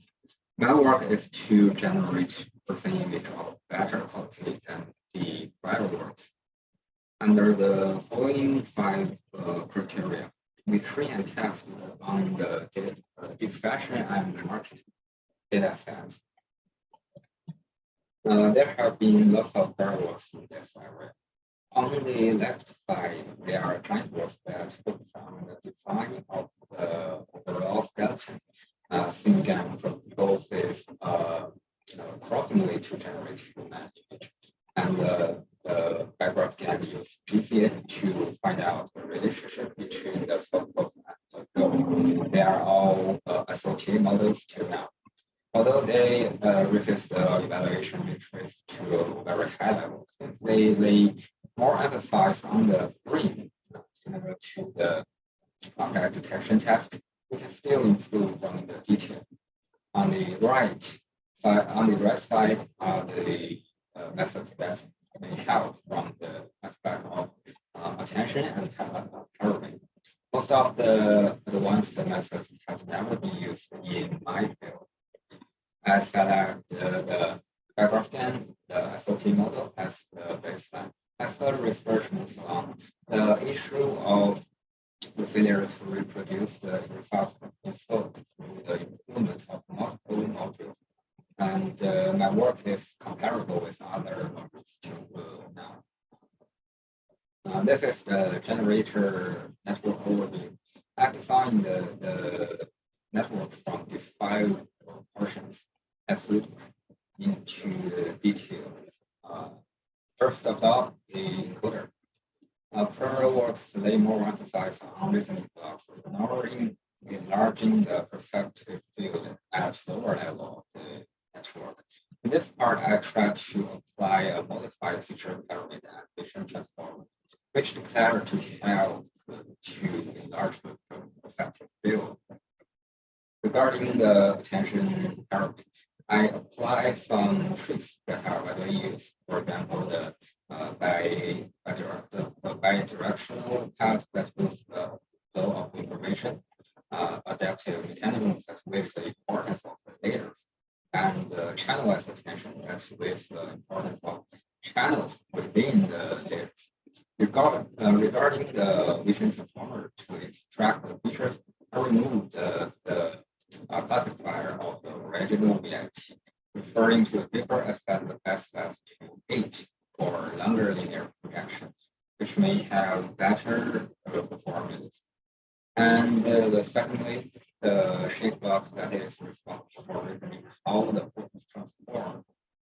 I also tried to modify that I mentioned before, maybe not forms as well as these unite-like architecture. It's at higher level of the internet. The feature maps go smaller while the channel increases. It's better to apply channel-less methods. Another reason is that the concatenated process have 18 by 2 channels, which means that the channels probably contain more information. And my experiment confirms it. The network on the right is better. Then we come to the shape plot.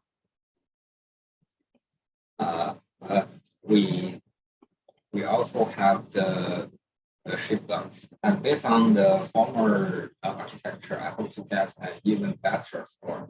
But first, directly introduce the SKNet, which looks like just look like a traditional FP with attention to the shape block, but it's not as good as a modified version, split without conditional layer. The strategy reaches the second highest score so far. The third part is the appearance plot, which learns the appearance feature of human. Works only use simple convolutional layers to extract the feature. So more image classification and re-identification method can be important here. Another thing I want to mention here is that many frameworks were used to scale the image and the feature maps to the same size and the same number of channels for fusion. However, I think it is not optimal to rescale 2 types of data distribution to only one format. The posts represented by key points are sparse matrices, while the images are not. So in the following part, I will introduce a potential solution for this issue. Then we can move on to the fuse the future of the image and the relationship between the to feel the feature of image and the relationship between the both in the future fusion cloud. It is often implemented via simple operations such as summation or concatenation, but this is not the best choice. So here I use the newly posted method to hope to get a better result. The AFF and the AFF framework generalize the attention-based feature fusion from the thin layer scenario to cross-layer scenario. It is just looks similar to the idea to the BiFE I mentioned before. But this time I only use it to fuse the feature with the thin size. But it has great potential to solve the problem I mentioned before in the former block. The last block is to synthesize the output image of the generator. There are two ideas here. The first one is to fuse the appearance stream and the shape stream with AFF and use the information to guide the generation. As shown on the left side, another idea is to fuse the two strings with BIT as a mask over the input image. The experiment shows that BIT mask performs not as the left strategy, probably because transformer always require more data. So training on the same amount of data, transformer is not competitive. And I use the full similar function as fireworks that has been widely used in my test. It is made up of 3 parts as shown below.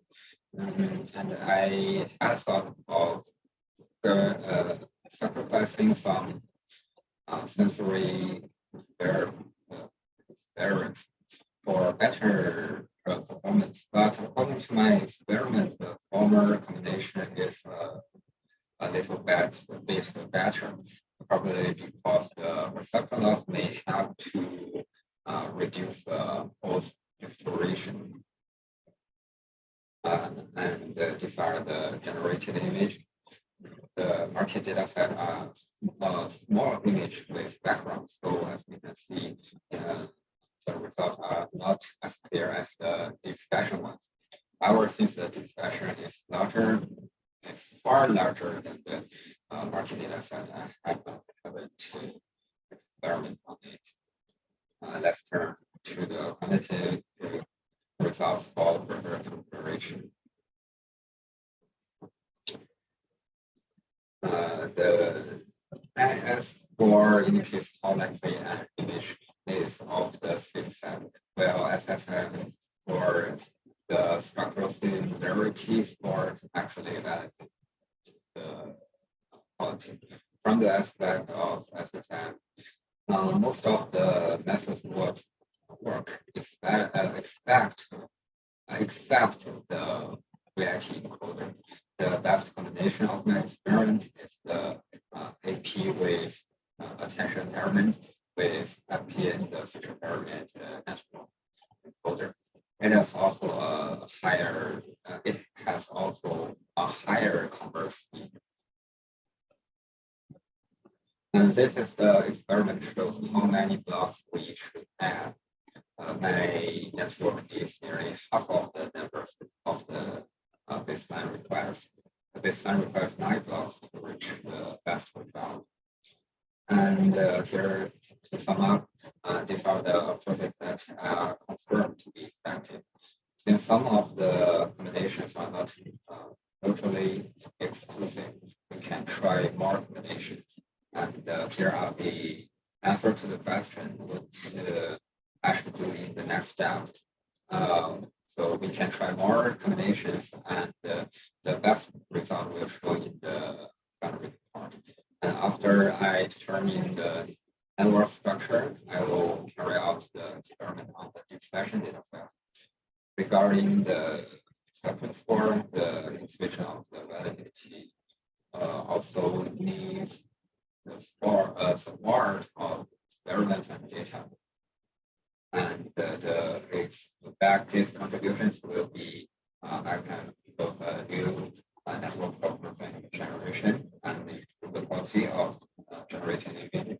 And I will also further demonstrate the validity of the acceptance for. Okay, that's it. Thank you, Professor. Okay, thank you very much. Great presentation. A round of applause. All right, let's move along. Next team, please. Hello, Professor. I will share my screen. Yes.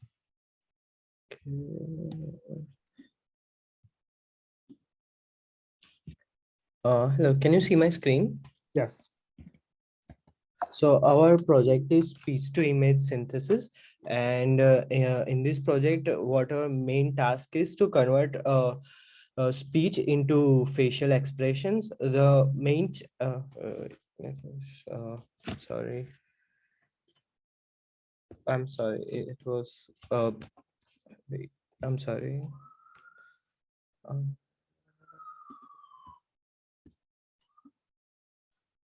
I'm sorry.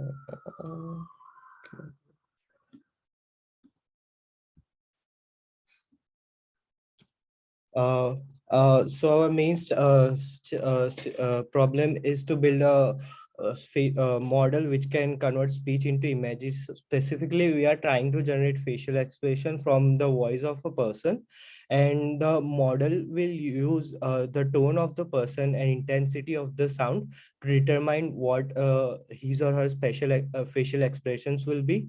So our main challenge during this project was to we had a huge data, and to pre-process that and to train that was really computationally heavy. So and we only have limited resources, and so we have to work with them. And in the start, our pre-processing took a lot of time, and so we had to do a time we had to set specific time frames to do the future task, and we had to complete that in a specific times. And when we were trying on a subset of our data, we were not able to achieve desired results. So we had to spend a lot of time to tune the hyperparameters and to train them. And what our motivation behind this project was to we can do a lot of communication using non-verbal facial expressions rather than doing speech, and we wanted to signify them and provide key information, how we think, we act and react, and how it depends on our voice tone and intensity of our sound. And we think that it can be utilized for creating 3D lifelike model of artificial people. It can also be utilized for game development and generating more lifelike and spontaneous NPCs in game, and making artificial intelligence like Alexa, Siri feel more lifelike. And what our prior work did, we had a list of prior work, and they also did amazing job replicating that, but they were using LSTMs to convert audio network to visual landmarks. And we think that LSTMs were inefficient, and they were taking a lot of time doing that. And on top of that, they were using progressive GANs to generate facial images from landmarks. And we think that DC GAN might be a better alternative to that, and it can generate better quality images. And what our proposed architecture for our approach was to generate, first we need to generate landmarks from the audio files using CNN, and then these generated landmarks, we can input them into our GAN model, and we can generate final images. So in that, we used a Raudes dataset. It consists of 24 different actors singing and speaking with facial expressions, and it is available in this link. And for what our detailed technical approach was, first I will try to explain our first model, which is speech to landmarks model. Our model takes audio and a corresponding video as an input to our CNN plus GRU model. And for inputted audio, voice features are extracted using fast Fourier transformation, and the inputted video is split into the frames, and then the landmarks consisted of 68 coordinates are extracted from each frame. And then these raw time frequency spectrograms of Fourier signals are fed into CNN network in the form of 2D array. We apply convolutions on frequency and time separately, and pooling layers are also applied for downsampling. Then the main task of our GRU is to generate the landmark image. And this is our GNN CRU model. I'll explain them briefly. And the CNN GRU network mainly consists of 8 convolutional layers. And the input of this framework is sequential spectrograms, and output is the landmarks. And the output vector with 168 entries. And we used MSE MSE as a loss function of our CNN. And now let me explain our second part of the model, which is landmark to image model, which is a GAN model. So the landmarks obtained from CNN GRU model are first fed as and real images which are extracted from the videos are fed into the generator of DC GAN, and our DC GAN is focused on mainly conditional GAN when generator and discriminator are conditioned on additional variables, because the landmark information as the conditions we use landmark information as the conditions to reproduce the facial images, and DC GAN will give images of spatial expressions as output. And let me explain our model of DC GAN now. And the core of DC GAN architecture is user CNN architecture, but it is different from that as landmark information is required to generate facial animation. We use up convolutions in the generator instead of convolutions. And in our discriminator network, strided convolutions were used instead of pooling layers, and fractional strided convolution were used in general generator networks. Unlike CNN, we also removed all fully connected hidden layers. And on convolutional layers, we use leaky ReLU and batch normalization for better converging performance. And these are our quantitative results of our CNN and DC GAN network. We compute these results between 25 audio files in CNN and video files with given training size, and our batch size we use is 300. And as we can see, our MSE is 0.8, 0.008, 0.09 around. And to evaluate our DC GAN results, we also do MSE, and we do that between 320 generated facial images and the real images with giving training size and 32 batch size. And we use 1095 frames of facial images corresponding with facial landmarks of 60 video clips as an input, and left with 775 images and training set and 320 images in testing set. And as you can see, MSE stops dropping after 800, training size 800, and that's why we think our model is completely trained. And these are our results of the video given here. Kids are talking by the door. And this video, we inputted speech of this video, and we were able to generate these landmarks. And using these landmarks, our model was generated to these facial images. And whatever conclusion, whatever future work can be, that we might use a different kind of GAN that can improve quality of output image.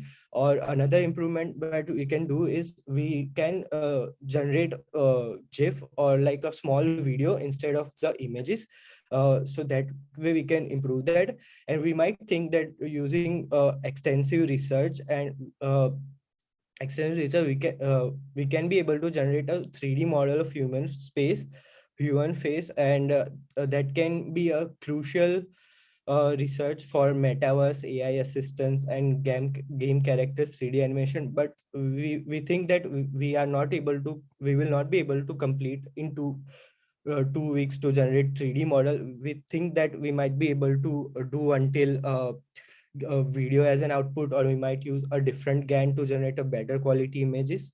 And this is the end of the slide. Thank you so much for listening.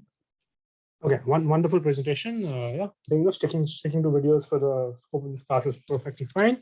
Round of applause for the group. Thank you, Professor. Thank you so much. All right, let's move along. Next group, are you ready? Is it me? It is starts Monday. Okay, good.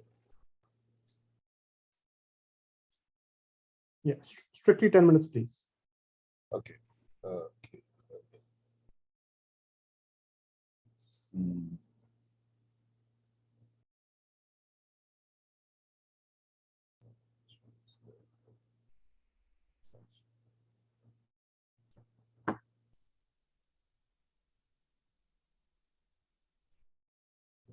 Okay.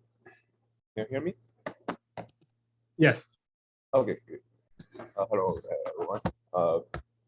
My name is Hanan Chan. I'm here to present my project about the robust thing tracking and reconstruction, which is from 4-hour start. So let's start with some motivation. So tracking and reconstruction for novel objects are two basic perception problems for the robotics community. Each of them has a lot of usages in robotics applications. We use tracking in dexterous manipulations, learning from demonstrations, and etc. And we use reconstruction for object grasping, collision check, and etc. Those two things are so important. The problem then becomes very natural. Can we do both of them simultaneously? Then we can see a lot of competition. A lot of applications can be used here, like for example, learning from demonstration. Like we use human to demonstrate the behavior, and then we use robot to repeat that, or dexterous manipulation if we want to manipulate some object in hand very precisely. We need to have a very full understanding of the tracking and the shape of the object. So let's define the problem first. Like the STA are the same level tracking and reconstruction as follows. So we aim to provide a method that is able to reconstruct the dynamic scene using the data from a sequence of RGB images from n different camera poses. So in time step T, the depth images can be denoted as DU, and the color image can be denoted as CU. And the outputs of our system is live geometry GL and the live topology TL of the whole scene at this time step T. Here we use a circle-based method to represent the geometry. The model can be represented as a set of circles. Each circle has 3 elements: the vert B and C, which is the vertex, position, normal, and color. A lot of challenges is here, like how to invent a structure which is capable of dealing with multiple objects in the same thing, and how to distinguish the different topologies in the same, how to accurately do the tracking. Let's have a look at previous work like Renz and Paul. First, tackle this problem like combining the synthetic semantic segmentation and motion segmentation in their work coefficient. They first segment the measurement into separate different rigid groups and then perform tracking and reconstruction on each individual object. Their following work, Mass Fusion, utilized the neural network-based segmentation Mass RCN to further improve their tracking and reconstruction accuracy. However, their method has a limitation is to this first is highly dependent on the object prior, and also they assume the object is rigid or near rigid, which is limitation. So we want to do the following things. We want to tackle this problem with the prior on the rigidness of objects and generate better results compared with existing method. And also, this work is based on our previous work, the start and prior. We want to improve the robustness with optical flow node predictions. So let's talk about the methods. Very quick preliminary, what is surface? Surface is a surface element, which is a representation for the geometry. You can think about those a set of point clouds. And deformation graph, this is a way to represent the non-rigid deformation for non-rigid geometry.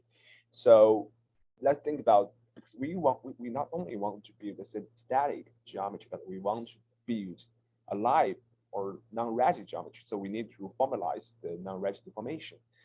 However, it is impossible to log the whole deformation for the whole geometry for every point in the geometry because there are too many deformations. So we use a sample-based method, like we only define the deformation on the node of on the graph, and then for the rest vertex or points, we use an interpolation based on the deformation graph to describe them. Then we only need to solve the deformation on the deformation graph. And this is the proposed method, which is kind of complicated. So just go very highly about it.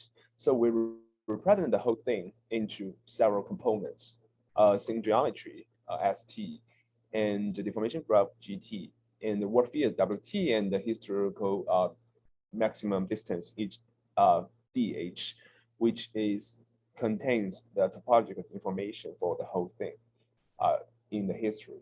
And then with the previous model, we combined it with the current incoming management, and we do a non-rigid alignment here. Basically, this is an optimization problem. And then we computed the aligned geometry and updated the graph and updated the work field. And then we combine all of those things into geometry fusion steps. And all of those informations will be fused into the model in the next time frame. So this is an iterative way going on. And in each time step, we can use topology segmentation to decompose the scene into multiple objects. So this is the basic ideas. And why this our new proposed method called robustness is we inspired by the latest CVPR work, occlusion fusion. We plan to integrate the optical flow and node motion predictions to further improve the stability of our system. You can see here is like we are using optical flow to predict the 2D motions on images. And by combining these 2D motions with depth information, we got the 3D motion, node motion, for the visible part. And by combining this motion of visible part with the complete node graph, by passing this into a GNN, we got the complete node motion and the confidence. And by using those things into the reconstruction system, we improve the robustness of this. This is how we estimate the motion of the invisible part. Let's talk about some more details about how we did those things. For AutoFlow, we're currently training a GMA RGBD-based model based on 3 datasets, Cinto, Flying Things for 3D, and Monka. Different from the original GMA paper, we increased the input channel from RGB to RGBD because the depth information can help to elevate the blurriness in the RGBD images. As you can see here, right, we have some blurriness in the RGB images, but in the depth, the problem disappeared. So you can see with depth camera, with depth information, the prediction of optical flow can be further increased. And then for the node motion prediction, we currently using the same GraphNet as occlusion fusion. As you can see here, it's a GraphUNet. And the training data we were using in the deforming things 4D. And then talk about some results. So still everything is still going on. So not very many final results we can see, but we can monitor some intermediate results. Here is the training of our optical flow nets on the Flying Things 3D. The training process is pretty long. We currently only finished the training process on 1 dataset. The whole training should be finished on 3 datasets. So, and this is only an arrow map from 1 dataset. So the optical flow is still being trained. And then after we got the optical flow, we actually can do the following things, and this part is implemented. So with optical flow, we can, by combining this optical flow with the 2D image, the depth information, we can get the motion for each point in the point cloud, that's servo motion. And you can see here. And with that servo motion, we can further accumulate the servo motion with its nearest node motion. And then we can get the node motion for this for the thing. And with this information, we can pass this node motion of the visible part to the GNN and predict the node motion of the whole thing. And for the node motion prediction, it's also being trained. It looks like our current training is slightly better than the original version, but we need to further investigate more detail if that is true or not. And these are our baseline methods, our previous work, like the star without fire. You can see we pick this plushie toy from the table, and the topology has been correctly distinguished. And these are multiple things. But you can also find that the edges of our result on our baseline method isn't very stable, and there are some holes here. So this is why we want to propose this R-star method, like to improve the whole result. We wish to fill in those holes and provide better and more robust result compared with our best baseline method. And the future work is finish the training on optical flow and finish the training on the motion prediction and finishing the integrating the whole system and provide some qualitative comparisons. And that's all. Thank you. All right, wonderful. Thank you so much for the nice presentation. A round of applause, everybody. All right, and so just steering us along, right? So virtual try-on group, can you please get started?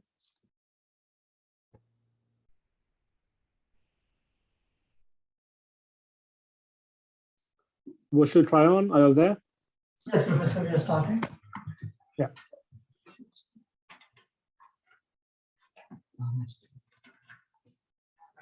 So can you see the screen? Yes.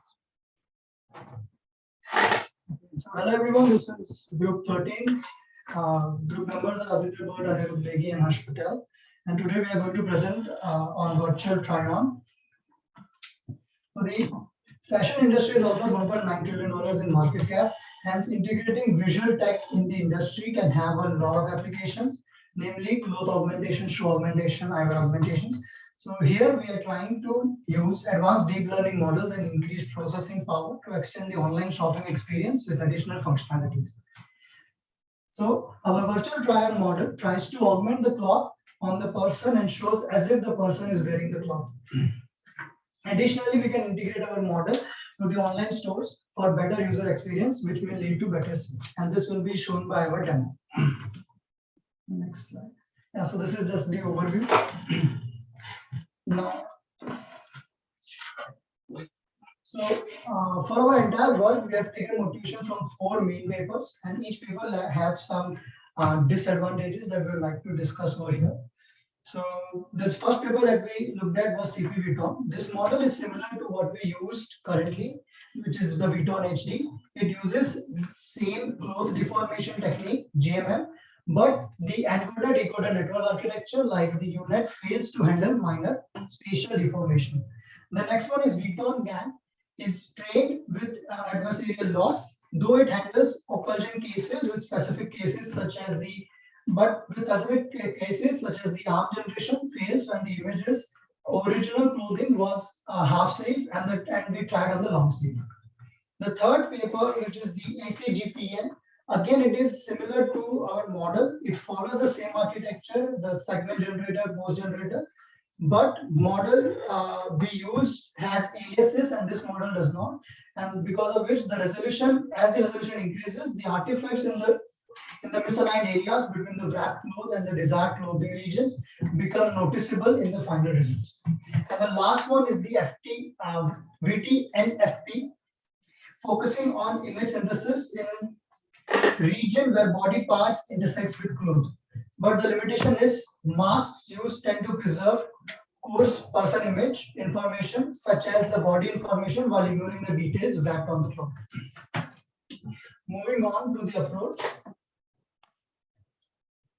So the proposed approach is, number one step is pre-processing. In this stage, we are trying to eliminate torso and arm, and this would involve using the output of pose map and a segmentation map to feed as input to another neural network to perform the task. Second step is segmentation generation. Segmentation generator is a neural network which takes output of above step, pose map and the reference cloth as input and gives us a segmentation map as an output in which the person is wearing the clothes, as we can see in the image. Third step is clothes deformation. In this step, we deform our reference cloth as per the person's pose. Cloth map output from the first step And pose map alone with reference cloth is used in a geometric matching module to deform the cloth as required. And the last is the try-on synthesis step. In our final step, we are trying to combine all the output of the segmentation generator and wrap clothing along the output of the first step, and is fed into an AES generator, which is alignment aware segment normalization.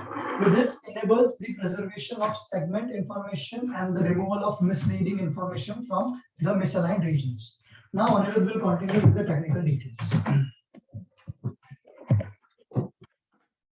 Yeah, so since this is a development project, so we have used Unity as our for our application.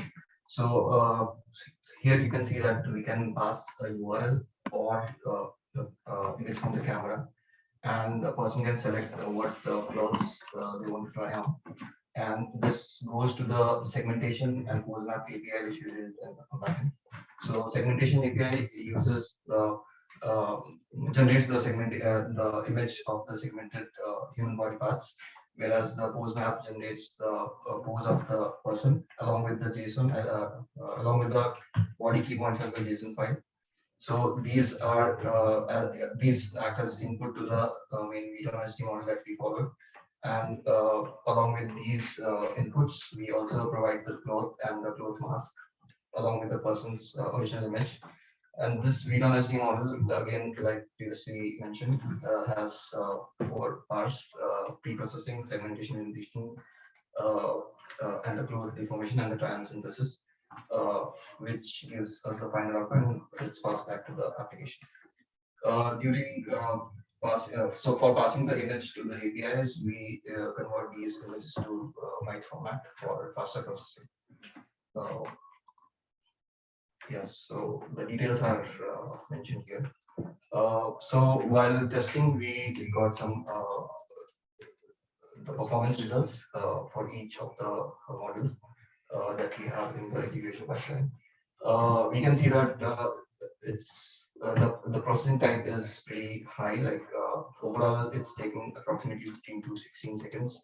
So we have right now focused on the image processing instead of the complete video. So here are some results that we got. So is the input person image, the cloth, and the final results after the trial. Yeah, so for future work, there are some limitations that we found that there are some restrictions. The dimension of the image should be 760 to 1024, and with high quality image, we are getting better results. But as the resolution drops, we see a lot of distortion in the image, and it can be further improved by improving performance so that it can be extended to the live video. So I think Aditya will be sharing the demo. Hi, Professor. Sir.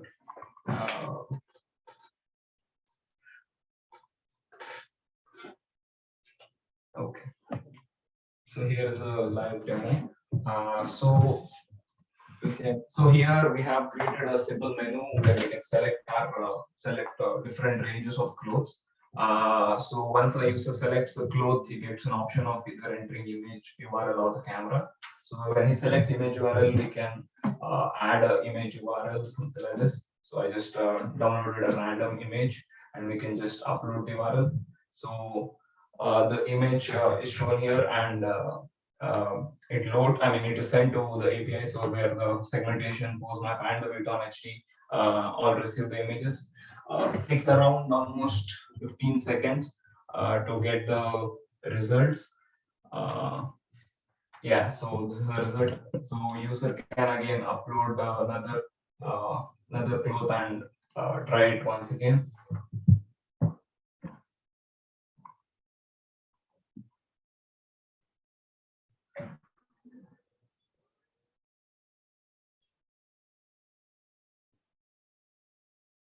So yeah, so user can also given a small option to download the image as well. So once the user can also download the image and just try it on. Yeah, I mean, just have a look at the image. So one more functionality obviously is the camera one. So our webcam was pretty poor quality, so we just integrated with our phone camera itself. So if you can see, I can just scan the image of the person. Since it is actually mostly trained with different, portrait pictures of women. So this gives better result over here. So I can just click on process image like this. So yeah, it just processes and the same process is repeated, just the source is different. Obviously the camera quality is pretty bad and hence the output quality also wouldn't be up to the mark. But yeah, so here obviously we can see a little deformation in the hand. So yeah, so you can process the same image or click a new image. So if I want to process the same image with a different cloth, this happens.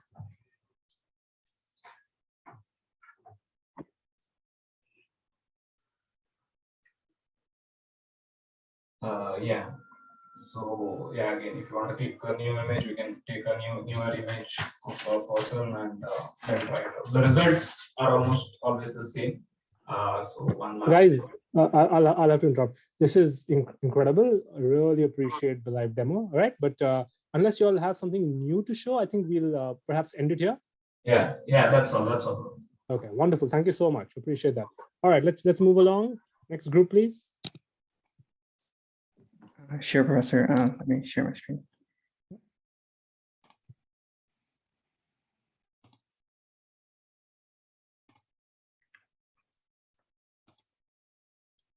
Can you see my screen? Yes. Cool. So yep, I'm a VR space design.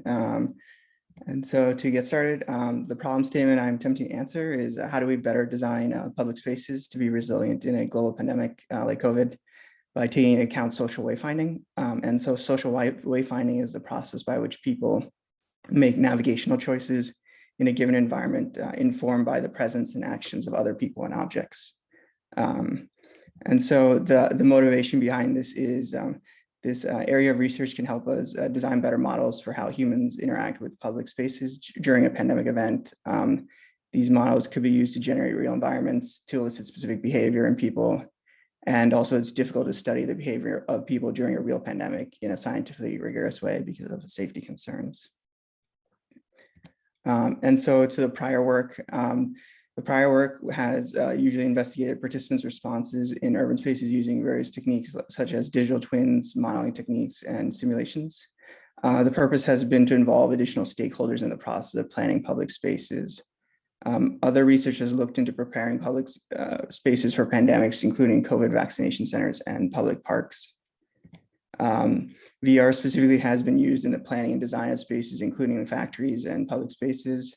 For example, the cities of Singapore, Zurich, Dublin, Herrenberg have all investigated using digital twins and other virtual simulations to improve public spaces.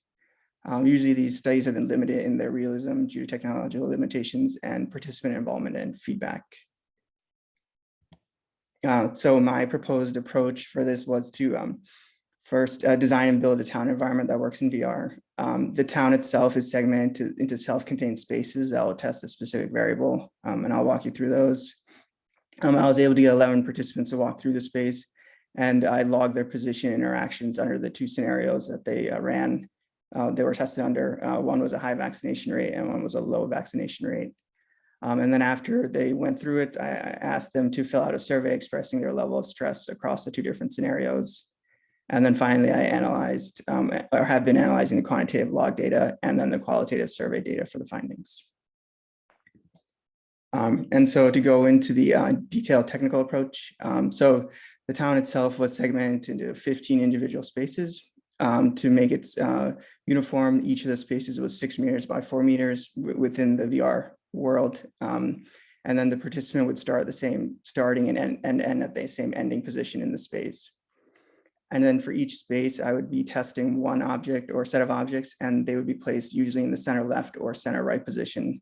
And they would be tested based on what variable I was attempting to test with that space. And so the variables specifically that were tested was one non-player character, usually with an idle animation.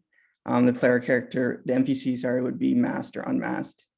The next one was around interactable flowers. I used flowers because that was an easy asset to get that looked fairly decent. One was also a crowd of non-player characters, and then the final was a bus stand feature. And so to do this, I created the town using the Unity game engine. I utilized some XR packages, plugin management, interaction toolkit, the Oculus plugin, and then the OpenXR plugin. OpenXR was for my device, HTC Vive. My mentor was using an Oculus, so I used a plugin for that for hers. And so also to get the assets, I used the music for wind, coughing, crowd noise, and then I downloaded a town package from the Unity Asset Store. For the characters themselves, I used Mixamo, which is a royalty-free open source one where you can get character models. And then for the animations, I also used Mixamo to pull the animations for the characters so that it could be properly rigged and utilized in the scene. And so to get started, and just as a note, because the video was so long for a participant walking through, I chopped it up into GIFs just to make it easier to see. And so for the participant, the headset was attached to an XR rig. The XR rig had a main camera. It also had a right and left controller. And then each controller had a corresponding sphere collider and a direct interactor element. The collider was used so that if it's overlapping with an object collider, the controller could provide haptic feedback so the participant knows when they may grab the object. And then also for each of the non-player characters, they were rigged with a specific set of animations. For the solo NPCs, they were rigged with either an idle or board animation, essentially standing around. The only difference was when the participant came close to the NPC would turn and trigger a one-time acknowledgement animation to provide a little bit more realism. The crowd NPCs were rigged with idle, board, and stretching animation. And then the bus stand NPCs are rigged with a talking animation and also an idle animation.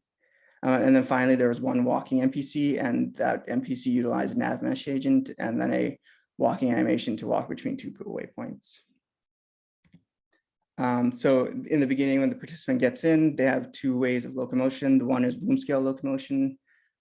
They could essentially walk around their space and then through the headset tracking, be able to walk around within the VR space, which is what this snippet is showing. Cool. And then the second way was they could also use teleportation.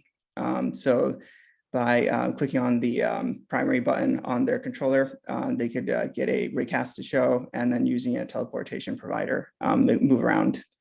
So within the space itself, there were two prominent blue squares, which were teleportation anchors to move between the spaces. And then when a space was active, the entire space would be considered a teleportation area so they could move.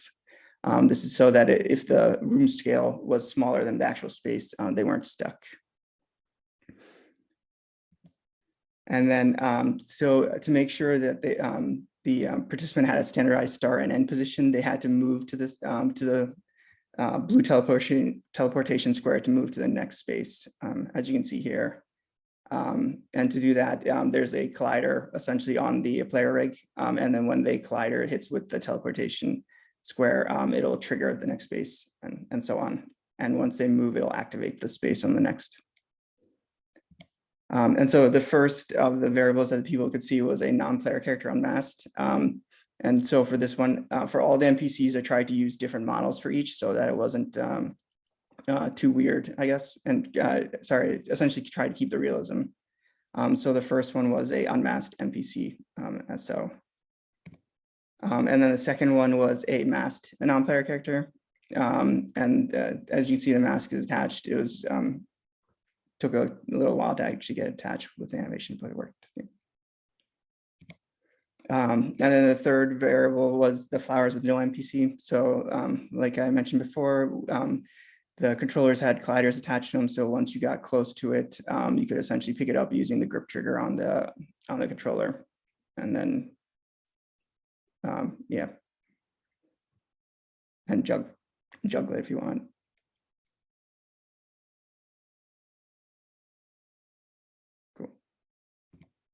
And then so the next one was the same variation, but this time it was with an NPC that was unmasked. So once you approach the NPC in the scene, they'll acknowledge your presence. And then you can also interact with the flowers if you choose. And just as a note, whenever you interact with these flowers, it was being logged so that I could look at it later. and to see if a person was willing to actually pick it up. And then the third, again, same theme, but this time the NPC was masked rather than unmasked. And so the person can walk up, they get acknowledgement, and then they can utilize flowers. Cool. And so the next variable was a crowd that was unmasked. There was also a sound, since this is not a video, but rather a GIF, you can't hear it, but there's crowd noise as well. And since it was 3D spatial audio, it would change depending on, the headset and where you were in relation to the crowd themselves. And then again, this time there was also another crowd, but this time the crowd was masked themselves, and they were mostly just standing around. They also had the same crowd noise and then the same 3D spatial audio, so it would be similar that way. And then the next part was a bus stand. Essentially, first was an empty bus stand like so in the park environment. And then the second was a bus stand with NPCs masked. Essentially, the NPCs themselves were also had their own animations. So if you see here, they're talking, the two on the that are sitting are talking to one another. And then the other person who's standing is just idle and standing. And then so to break up the spaces, so each wasn't a test, I added some baseline ones that were slightly different. So one was an NPC that's unmasked, that's walking around. I didn't use these for doing the quantitative analysis. It was just more for breaking up the spaces as the person went. And then the second was a food cart with a NPC that was unmasked. And then the items on the food cart itself were interactable, but I wasn't logging those. It was mostly, again, just to break up. So yeah, the actual logging was essentially the participant's time starting at 0, the space number they're on, the position within that space, their view direction, and whether they were interacting with anything. And then for each of them, the variables in each space was located in the middle. So either in the center left or center right, participants started and ended each space at the same specific point. And I utilized a Python script to essentially normalize all participants and spaces. From that, I visualized it here, the count of time spent at different parts of the platform rounded to the nearest integer. So when a person started, they would start at 0, 2, and then when they left the space, they left at 0, -2. Those were essentially the teleportation pads that you saw earlier, blue squares.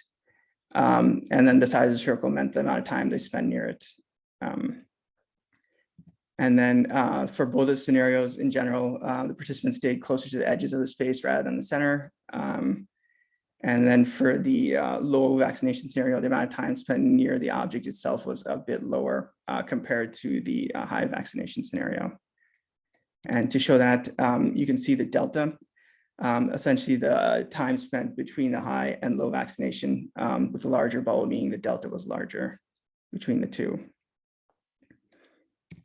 And so to better understand the choices made by participants in the high and low vaccination scenarios, I also compared their location during a set amount of time between the two scenarios using Manhattan distance and Euclidean distance. This is just to help provide a better quantitative understanding of the participants' behavior via their actual movement. So for example, with participant 5, I first normalized their locations against their time spent across both high and low vaccination scenarios among all the spaces. And then I calculated the Manhattan distance between the participant's position for the high, low, and low vaccination scenario. Similarly, calculated the Euclidean distance in the same way. I then calculated the metrics for all the participants and averaged the scores. So what I found was an average Manhattan distance of 2.94, an average Euclidean distance of 2.47. This shows there was a significant difference in average participant movement between the two scenarios during the fixed amount of time for all the spaces. Also, finally, I just tracked the number of times participants interacted with the objects between the two scenarios. The higher one, people interacted a bit more than the lower one. And then after the participants did the VR, I asked them to fill out a survey. It was a short 10-question survey, essentially asking them about their stress levels, with 1 meaning low stress and 5 meaning high stress. And so the 10 questions I asked were how stressed they were across the different variables. So unmasked versus masked NPCs, Similarly for crowd, interacting with flowers, park environment, street environment, and bus stand. And these were the survey questions. And then the overall results, there was a noticeable difference in between the high and low, with high being a little bit around 2, and then low vaccination being around 3. And then similarly, there was a difference in gap between the high and low for across the main ones. The main exception was the flowers. The reason for that was one of the participants had started with high. Some of the participants started with high, sorry, and a good number of them didn't understand how the flowers work because they were new to VR. So I think maybe that's why there's a weird gap there. Similarly, for the park, street, and empty bus stands, they claim lower scores of stress across those spaces. The bus stand itself was associated with higher levels of reported stress, with the low vaccination bus stand with mass crowds having the highest stress overall. In summary, the participant study analysis appears to show that people's social wayfinding behavior is influenced by high or low vaccination rates. This suggests that locations where social wayfinding is important require reassessment by urban planners, architects, and others in planning public spaces. Public spaces that lead to naturally higher density congregations like bus stops need to be made resilient for a pandemic style situation. Future work in this area could incorporate additional types of public spaces, including those that are enclosed, such as subway stations and airports. Enclosed spaces are notably different in how they influence social wayfinding, and so people may be influenced differently by vaccination rates. Thank you. All right, wonderful presentation. Thank you so much. All right, so I know we are over time. I'm just going to take 2 more minutes of everybody's time, just to describe what's next. Right, we're almost at the end. So sorry, let me get. Okay, so hopefully you guys can see my screen. Yes, can you guys see my screen? Okay, great. All right, so I'll take exactly 1 minute. So next week, right? So I believe it's basically the last day, right? So yeah, so we won't have a lecture next week, right? But I will be on Discord, right? Essentially, you can think of them as an extended office hours or something, right? So y'all can ask me any questions y'all may have about your projects, about the technical report, right? Feel free to run things by me, right? If you have any concerns. Okay, so I'll be there. So for the technical report, right, which is due absolute last day. This is just essentially the guidelines that are on the assignment, right? So I won't run through this. Just as long as you'll follow the structure, everybody should be fine. If y'all are departing from that structure, let me know so that y'all can have my approval, right? So I mean, I don't want y'all to be surprised if y'all lose out on some points or something, right? Okay, so that's the structure. Just some additional notes, right, based on the various presentations I've heard today, right? Focus on what's new. Y'all have a tendency to describe what you did, right? But what I'm especially interested in hearing is how y'all accomplished it, right? So the underlying technical approach. It's for some of y'all, right? It may be relevant, right? Describe your failed experiments as well as your successful experiments. Majority of y'all are ML projects, right? So please do describe technical aspects like the underlying model architecture, what changes y'all made from state of the art, loss functions, etc. Right? What are the hyperparameters, things like that. Most of y'all are doing a good job of doing a deep quantitative and qualitative analysis, right? And at the end, the last section, make sure there's a nice discussion on the various learnings, right, of your project, right? So what has worked and what did not work, right? So remember, it's not just the success; it's also what the failed experiments that are valuable learnings. Okay. Yeah, if anybody is interested in doing summer research, feel free to get in touch with me or the various mentors, right? We have several ongoing research projects that y'all are more than welcome to participate in, right? So with that, I think that brings us to an end, right? So I see no better way than ending our class lecture, right? At the risk of being a little bit cheesy. So please say hello to Zayan, right? He's a week old. So yeah, with that brings us to an end. So I'll stick around if anybody has any questions. Otherwise, I will see you guys on Discord.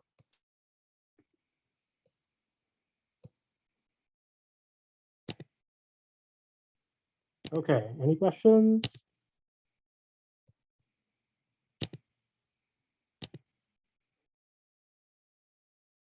All right. Okay. Thanks, everyone. I also need to run to my next meeting. So yeah, I will see you on Discord. Feel free to ping me if you have any questions. All right. Bye, everyone.